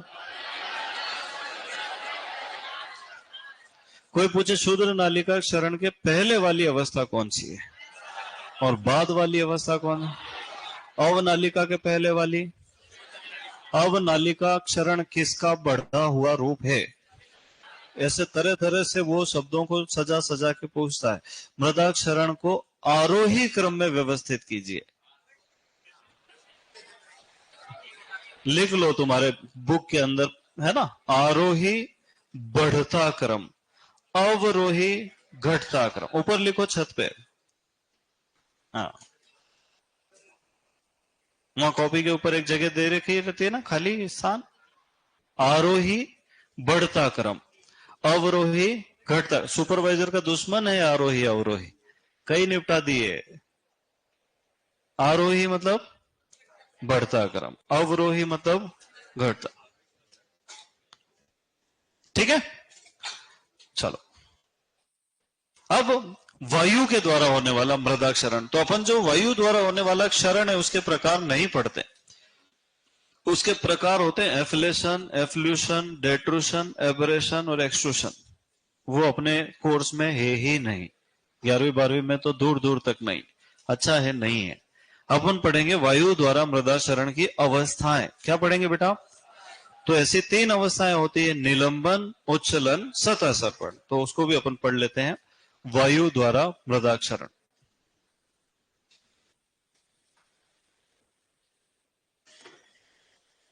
अच्छा, कितनी अवस्थाएं बेटा? पहली अवस्था को क्या कहते हैं हम लोग?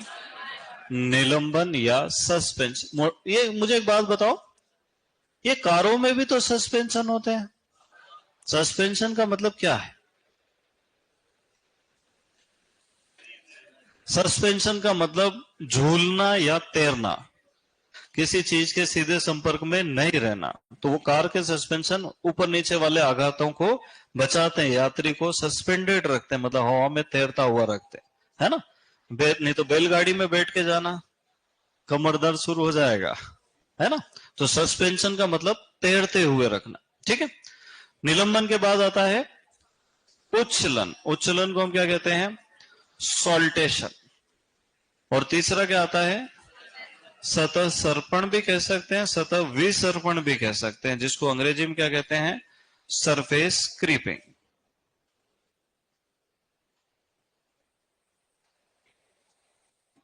क्लियर है? अब अपने को तीनों याद करना है। तो अपने को देखना है 0.1 से 0.5 मिलीमीटर के जो कण है वो कौन सी अवस्था में? उच्चलन की अवस्था में जाते हैं। 0.1 से कम करेंगे तो निलंबन हो जाएगा, 0.5 से ज्यादा कर देंगे तो सतह सर्पण हो जाएगा। बस इतनी सी बात याद रखना, बीज की राशि। अब इसको फिर से समझते हैं। देखो, जब वायुमंडलीय दबाव पड़ता है तो बहुत छोटे मृदा के कण जिनका आकार 0.1 mm से भी कम होता है वो हवा में तैरते रहते हैं। ऐसा हो सकता है क्या? मृदा के कण हवा में तैरते हैं? तुमने गांव में वो प्रकाश की रोशनी आती है उसमें धूल उड़ती हुई दिखाई, वो कौन सी अवस्था में है? निलंबन। इस अवस्था में मृदा के कण उड़ते उड़ते सैकड़ों किलोमीटर दूर भी जा सकते, बिना टिकट के श्रीलंका जा सकते। ठीक है, चलो।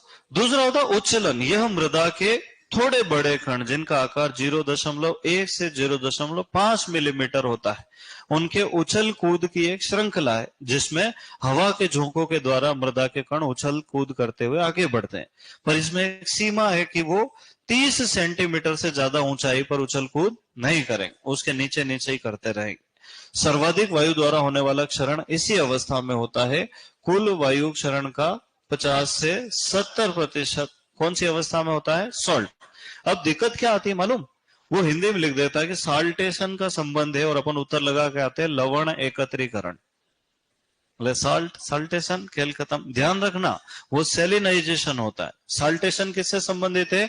वायु द्वारा मृदाचरण से। ऐसे घुमा पूछ लेता, तुम कितने ही रट के जाओ, ठीक है। तो सॉल्टेशन मतलब मृदा के कणों की उछल कूद।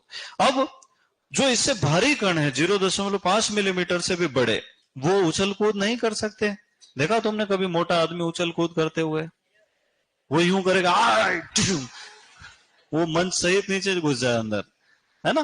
तो जो बड़े बड़े मृदा कण है, जब तेज हवाएं चलती है तो वो उछल कूद भी नहीं कर सकते, हवा में तैर भी नहीं सकते, तो वो घसीटते हुए, लुढ़कते हुए आगे जाते हैं। जैसे ट्रक निकलने के बाद पीछे रेत दौड़ती हुई दिखाई देती है। तो इस तरह से जो बड़े कण है, अंग्रेजी में लिखा है कि the particle having size more than 0.mm they are too heavy to be lifted by wind. मतलब वो इतने भारी होते हैं कि हवा द्वारा उनको अपने स्थान से उठाया नहीं जा सकता, तो हवा उनको धक्का दे दे के, रगड़ते हुए, घसीटते हुए, लुढ़काते हुए आगे ले जाती है। इसी अवस्था को क्या कहते हैं? सतह सर। तो अब मुझे कणों का आकार बताओ। अगर मैं कहूं कि 0.1 मिलीमीटर से कम आकार का कण है, तो वो कौन सी अवस्था में जाएगा? कितनी दूर तक जा सकता है? सैकड़ों किलोमीटर जा सकता है। Very good. सर्वाधिक वायु चरण किस अवस्था में होता है? कितना? कुल वायु द्वारा होने वाले क्षरण का 50%। कुल मृदा क्षरण का नहीं, वायु का 50%। ठीक है, चलो।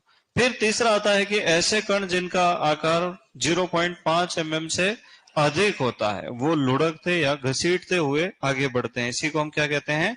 सतह सर्पण। कुल वायु क्षरण का 5 से 25%, है ना। किस रूप में होता है बेटा? सतह सर्पण, है ना। चलो, क्लियर है मामला। अब अगला मृदाक्षरण, ये तो हो गया प्राकृतिक। अगला कौन सा होता है बेटा? कृत्रिम मृदाक्षरण। क्या होता है? कृत्रिम मृदाक्षरण। कृत्रिम कौन करेगा? कृत्रिम या त्वरित या मानवकृत या आर्टिफिशियल इरोजन। इसको अंग्रेजी में टोरेंट इरोजन भी कहते हैं। क्या कहते हैं बेटा? टोरेंट इरोजन, है ना। तो कृत्रिम या त्वरित या टोरेंट इरोजन कौन करता है? इंसान, मानवीय गतिविधियों के द्वारा होने वाला। और जहां जैसी भी चलेगी वहां कौन सा होगा? मानव द्वारा। चलो अभी इतना लिखेंगे, फिर आगे बढ़ेंगे। लिखो मृदा क्षरण या सोइल इरोजन की परिभाषा। क्या लिखेंगे बेटा? मेरे साथ साथ ही लिखते जाओ, मैं भी लिखता हूं, तुम भी लिखो। किन्हीं बाह्य शक्तियों के द्वारा, ये ज्यादा हिंदी तो नहीं लिखवाता हूं मैं तुमको इसलिए लिखवाता हूं कि तुम्हारे क्या है कि हिंदी भी है ना सब्जेक्ट में, तो मुझे लगता है तुमको हिंदी आती होगी।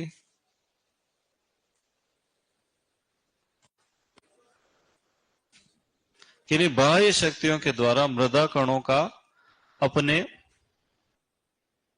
मूल स्थान से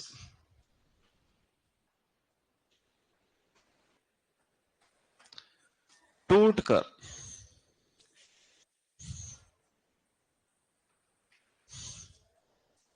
किसी अन्य स्थान पर चले जाना।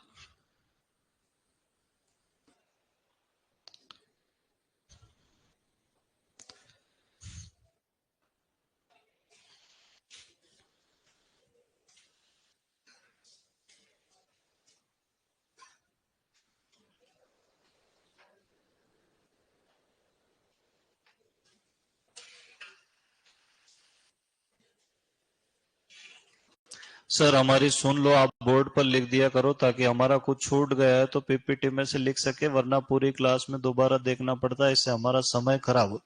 बेटा समय की इतनी चिंता जो आदमी करता है ना, वो क्लास में ही लिख लेता है, वो फिर बाद में रिकॉर्डेड क्लास क्यों देखेगा? या तो तुम क्या चाहते हैं? नोट्स चाहिए, क्लास नोट्स। मतलब इतने खतरनाक लोग हो रखे हैं कि क्लास भी नहीं देखना चाहते, आखिरी में पीपीटी में से ही पढ़ लेते हैं। तो उसके लिए मैंने किताब लिख रखी है बेटा, वो मंगा लेना, उसको पढ़ लेना, समय बच जाएगा। चलो चले आगे बेटा, लिख लिया। अब मुझे एक बात बताओ, कोई पूछे मृदा कणों का स्थानांतरण क्या कहलाता है? मृदाचरण ही कहलाता है ना। याद रखना, शॉर्टकट परिभाषा क्या है? मृदा कणों का स्थान परिवर्तन या स्थानांतरण। फिर लिखो, यह मुख्यतः दो प्रकार का होता है।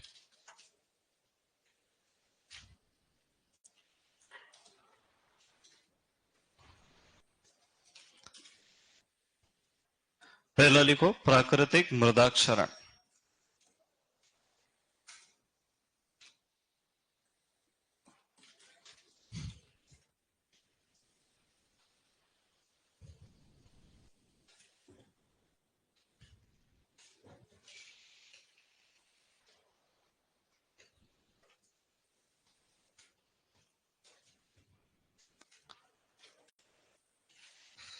एवं कृत्रिम मृदाक्षरण। ऐसा चार्ट बनाओ क्या छोटा सा?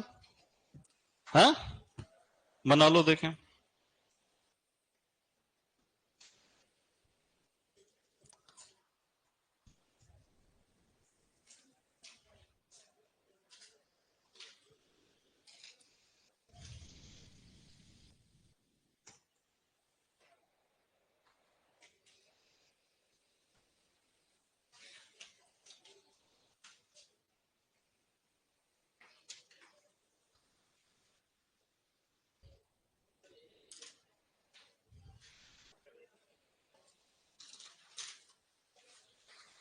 चलो, पहली हेडिंग क्या लिखेंगे? प्राकृतिक मृदाक्षरण। और उसके अंदर सब हेडिंग में क्या लिखेंगे? जल द्वारा मृदाक्षरण। तो इसके पहले अपने को जल द्वारा के ऊपर क्या लिखना पड़ेगा? प्राकृतिक।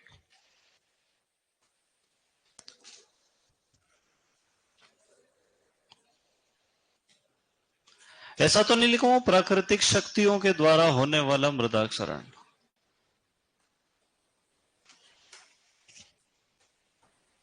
हाँ, नहीं तो मेरे पास ये डाउट भी पूछ सकते हैं बच्चे। बच्चे कुछ भी पूछ सकते हैं। बच्चे तो क्या रहे हो अब तुम, तुम्हारे ही बच्चे घूम रहे होंगे घर में, कुछ के तो स्कूल स्कूल भी जाते होंगे। हैं? नहीं जाते हैं? चलो ठीक। लिखो, जल द्वारा मृदाक्षरण। इसमें पहला नंबर क्या लिखोगे? बौछार क्षरण, अपस्फुटन या स्प्लैश इरोजन।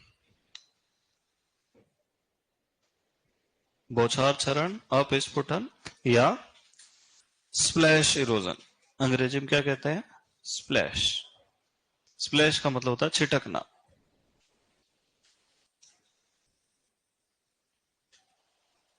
लिखा?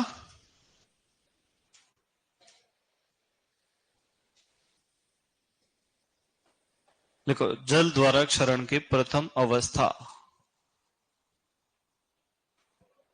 जल द्वारा मृदा क्षरण की प्रथम अवस्था, जिसमें जल द्वारा मृदा क्षरण की प्रथम अवस्था जिसमें वर्षा की बूंदों के प्रहार से, जिसमें वर्षा की बूंदों के प्रहार से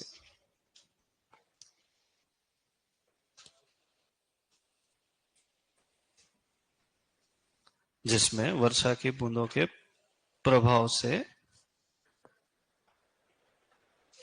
प्रहार से,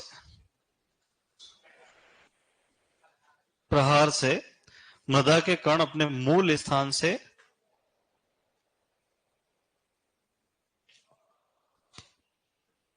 मृदा के कण अपने मूल स्थान से 1.5 मीटर तक छिटक जाते हैं।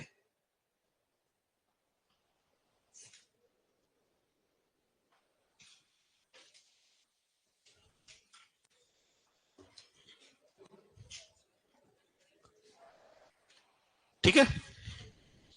दूसरा लिखो, परतदार क्षरण। 1.5 मीटर तक छिटक जाते हैं, छिटक जाते हैं।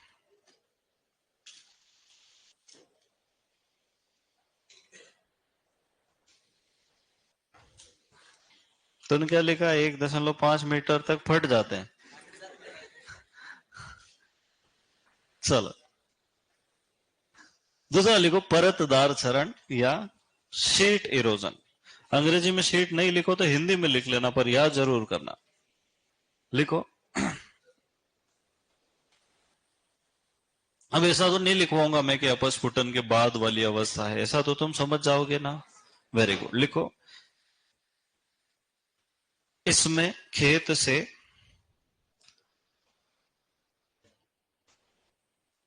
सबसे ऊपरी उपजाऊ परत, इसमें खेत से सबसे ऊपरी उपजाऊ परत बह जाती है,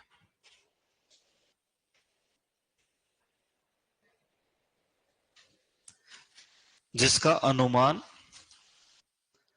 जिसका अनुमान, हनुमान मत लिख लेना, अभी बहुत चल रहा मार्केट में। जिसका अनुमान किसानों को नहीं होता है,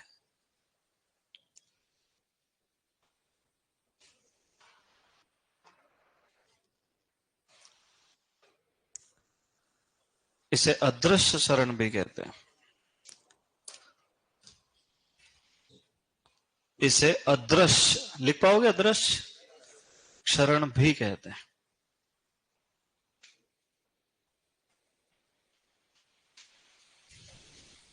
मृदा उर्वरता की दृष्टि से सर्वाधिक हानिकारक, मृदा उर्वरता की दृष्टि से सर्वाधिक हानिकारक, मतलब सबसे ज्यादा उर्वरता नष्ट किस में होती है? परतदार से। तीसरा क्या लिखोगे? क्षुद्र नालिका क्षरण या रिल इरोजन।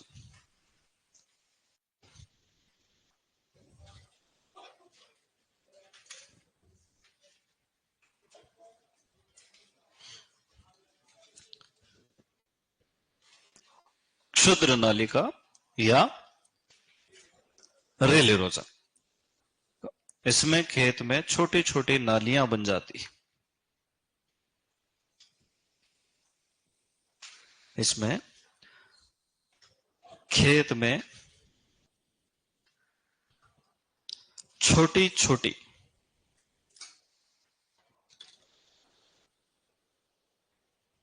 नालियां बन जाती,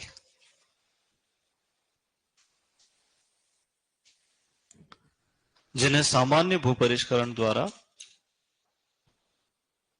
या ऐसा लिखो, जो सामान्य भूपरिष्करण द्वारा सतह नष्ट हो जाती, जो सामान्य भूपरिष्करण द्वारा स्वतः नष्ट हो जाती, मतलब किसान को कोई अलग से मेहनत नहीं करना पड़ती। जो सामान्य भूपरिष्करण द्वारा स्वतः, सतह नहीं, स्वतः, हाँ, नष्ट हो जाती,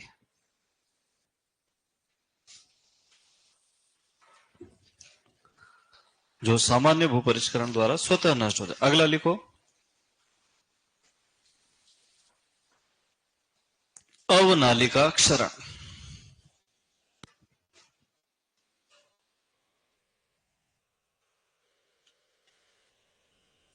खेत में बड़ी नालियों का बनना, अंग्रेजी में क्या कहते हैं इनको बेटा? हाँ, पहले गली लिखना है। खेत में बड़ी नालियों का बनना,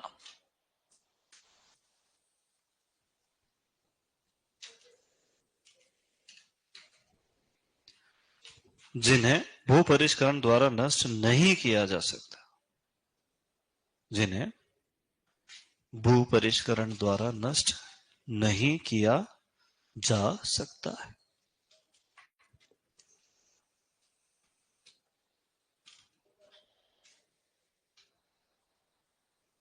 जिन्हें भूपरिष्करण द्वारा नष्ट नहीं किया जा सकता है।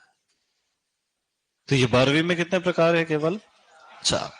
अब 5वां प्रकार लिखो, खड्ड क्षरण या रिवाइन इरोजन।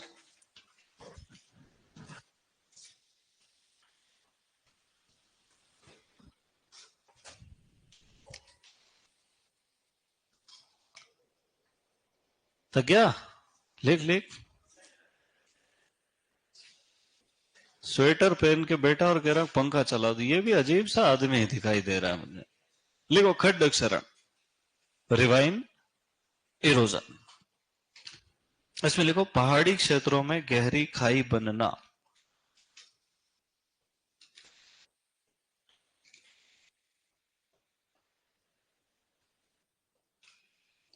बनना मत लिख लेना, पहाड़ी क्षेत्रों में गहरी खाई बनना। कुछ लोगों की बत्ती देर जलती, कुछ की जलती ही नहीं है। अगला लिखो भूस्खलन।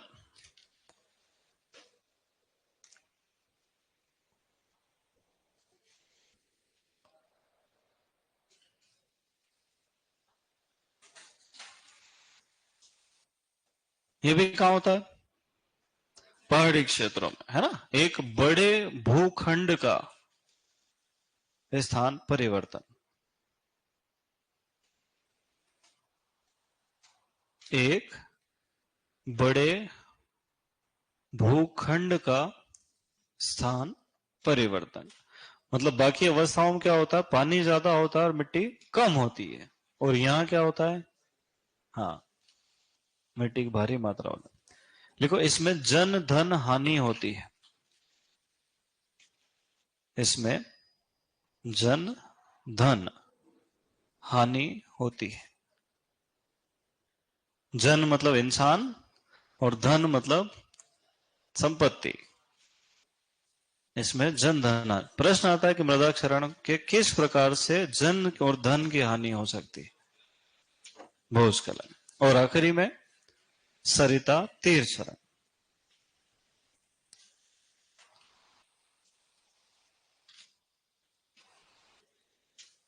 Stream bank erosion.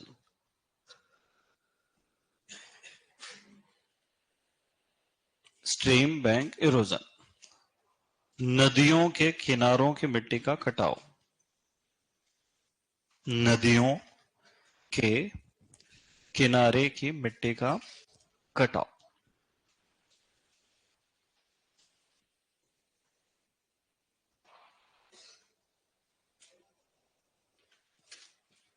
लिख लिया? Very good. अगला क्या लिखोगे? वायु द्वारा मृदाक्षरण।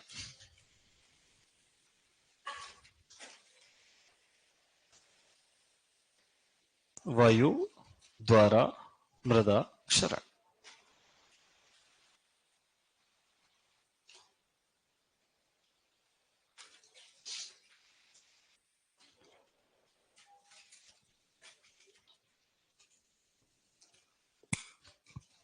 लिखो इसकी तीन प्रमुख अवस्थाएं हैं।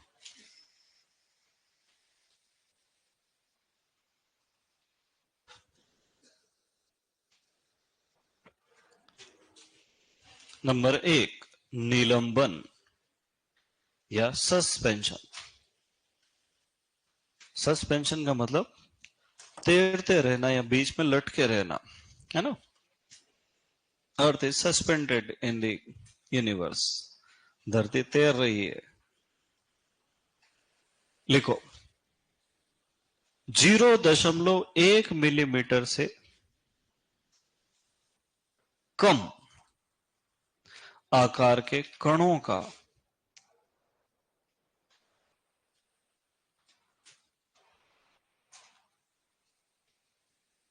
हवा में तैरना।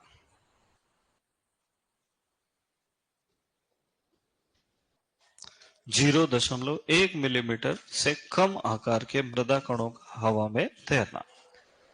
ये कण सैकड़ों किलोमीटर दूर जा सकते हैं। यह कण सैकड़ों किलोमीटर दूर जा सकते हैं।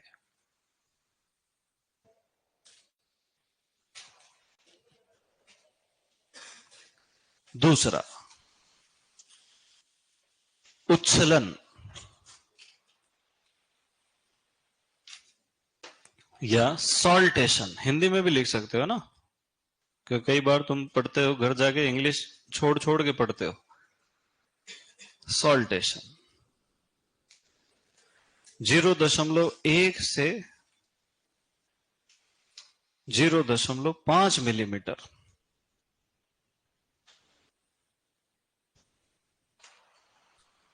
नीचे वाली लाइन में लिखो,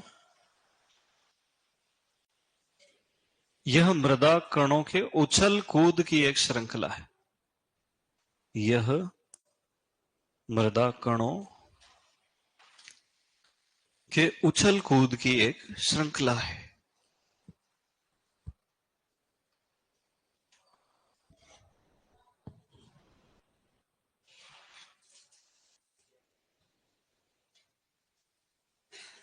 ये प्रश्न भी ऐसे ही पूछा जाता है कि निम्न में से कौन सी अवस्था मृदा कणों के उछल कूद की श्रृंखला। It is a series of jumping and bouncing off the particle having size 0.1 to 0.5 m।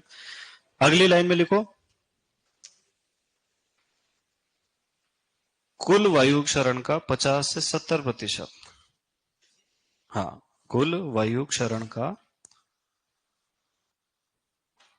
50 से 70%। कोष्टक में लिखना है सर्वाधिक, कोष्टक बंद, इसी अवस्था में होता है। कुल वायु क्षरण का 50 से 70%, कोष्टक में सर्वाधिक, कोष्टक बंद, इसी अवस्था में होता है। उछलने की अधिकतम ऊंचाई 30 सेंटीमीटर।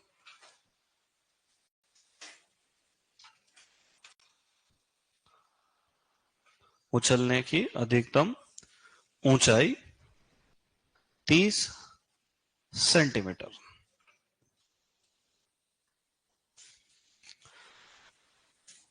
अगला, सतह सर्पण।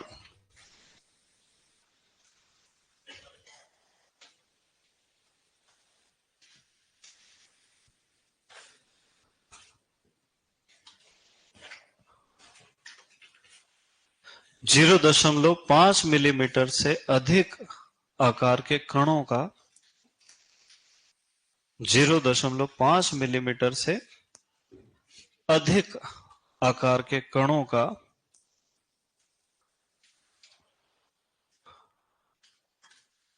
मृदा की सतह पर, क्या लिखोगे, घसीटना, लुढ़कना या रेंगना। 0.5 मिलीमीटर से अधिक आकार के मृदा कणों का मृदा की सतह पर घसीटते या लुढ़कते हुए आगे बढ़ना। दोनों लिखना, घसीटते या लुढ़कते हुए आगे बढ़ना।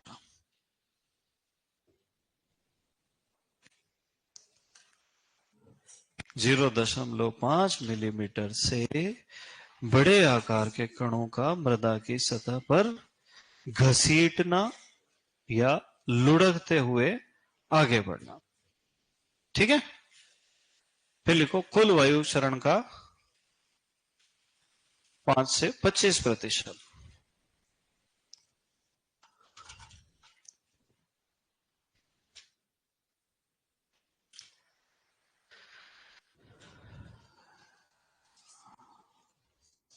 नेक्स्ट क्या लिखोगे, मानव द्वारा।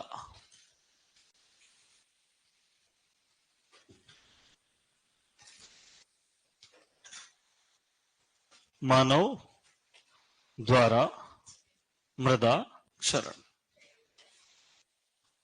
कृत्रिम या त्वरित मृदा क्षरण।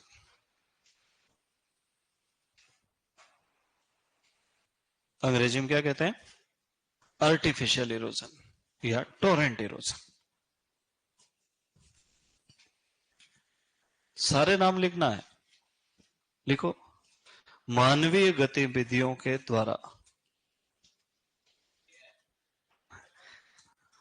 हिस्ट्री से तेज चलना है धीरे, तो हिस्ट्री के पीछे रह जाएंगे अपन, तो इतिहास बन जाएंगे फिर।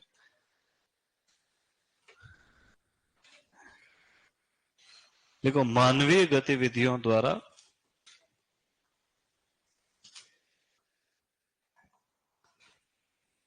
होने वाला मृदाक्षरण।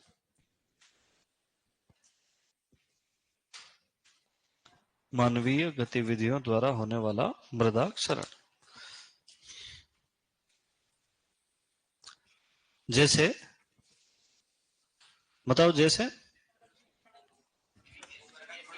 जैसी भी लिख दूं क्या? जैसे जैसे सड़क, पुल, रेल मार्ग, नहरें, है ना, माइनिंग आदि लिख देता हूं, तो मकान, दुकान, फिर सब लिखना पड़ेगा। जैसे सड़क, पुल, रेल मार्ग, नहरें, माइनिंग आदि, ये सब बनाने में जो मिट्टी अपन इधर से उधर करते हैं वो क्या है? सब मानवीय मृदाक्षरण। ठीक है। सबसे तेज कौन सा होता है बताओ? मानव द्वारा। किसके द्वारा होता है ना? कोई पूछे मृदाक्षरण का सबसे तेज प्रकार कौन सा है? इंसानों। जो पहाड़ दिखाई देता है महीने भर बाद नहीं दिखाई देता है, तो इतना कोई प्राकृतिक कारक नहीं करता जितना इंसान। अब लिखो मृदा संरक्षण। पहले एक चीज समझा देता हूं मैं, है ना, इधर देखो पहले। ओ गंजाओ,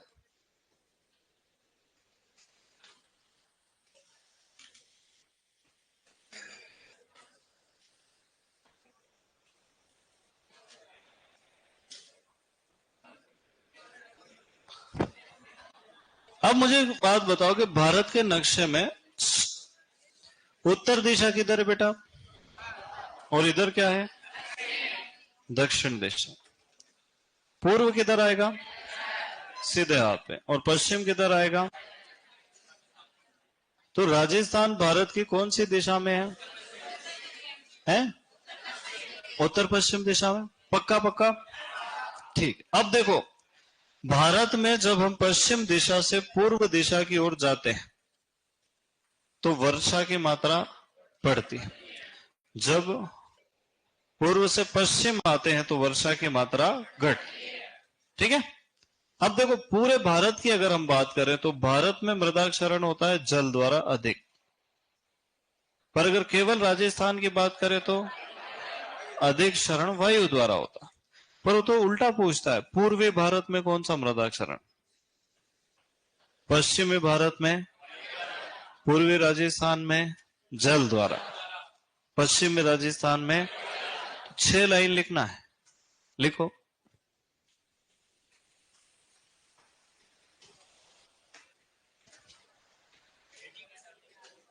हेडिंग कुछ नहीं डालना, 6 लाइन लिखना है, नोट लगा के। हाँ, कहीं भी लिख लो, तुम्हारा जैसे मन पड़े वैसे लिखो। पहला लिखो, भारत में सर्वाधिक मृदाचरण। भारत में सर्वाधिक मृदाचरण, नोट लगा लो 100 का।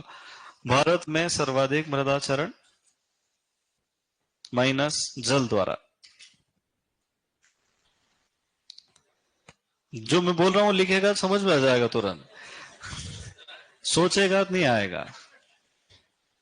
फिर लिखो, राजस्थान में सर्वाधिक मृदाचरण माइनस वायु द्वारा।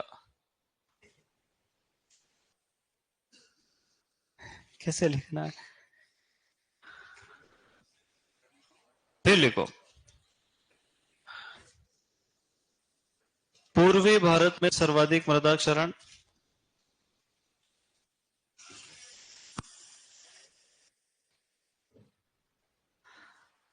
पूर्वी भारत में सर्वाधिक मृदाक्षरण जल द्वारा।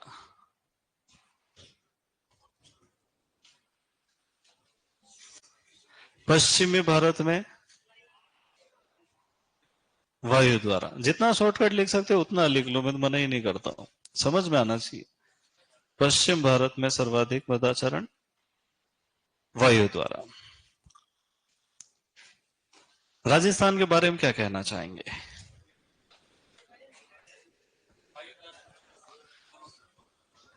राजस्थान में तो वायु के द्वारा है, पर पूर्वी राजस्थान में और पश्चिमी राजस्थान में लिख लो। बोले सर क्या लिखना है?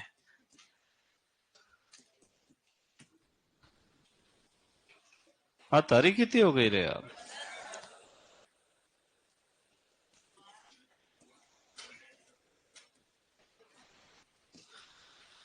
लिख लिया? अब एक लाइन और लिख लो बस, कि राजस्थान में अवनालिका क्षरण चंबल नदी के द्वारा किया जाता। बाकी जियोग्राफी में सब पढ़ लेना कि वो कहां कहां से गुजरती। राजस्थान में अवनालिका क्षरण चंबल नदी के द्वारा किया जाता है।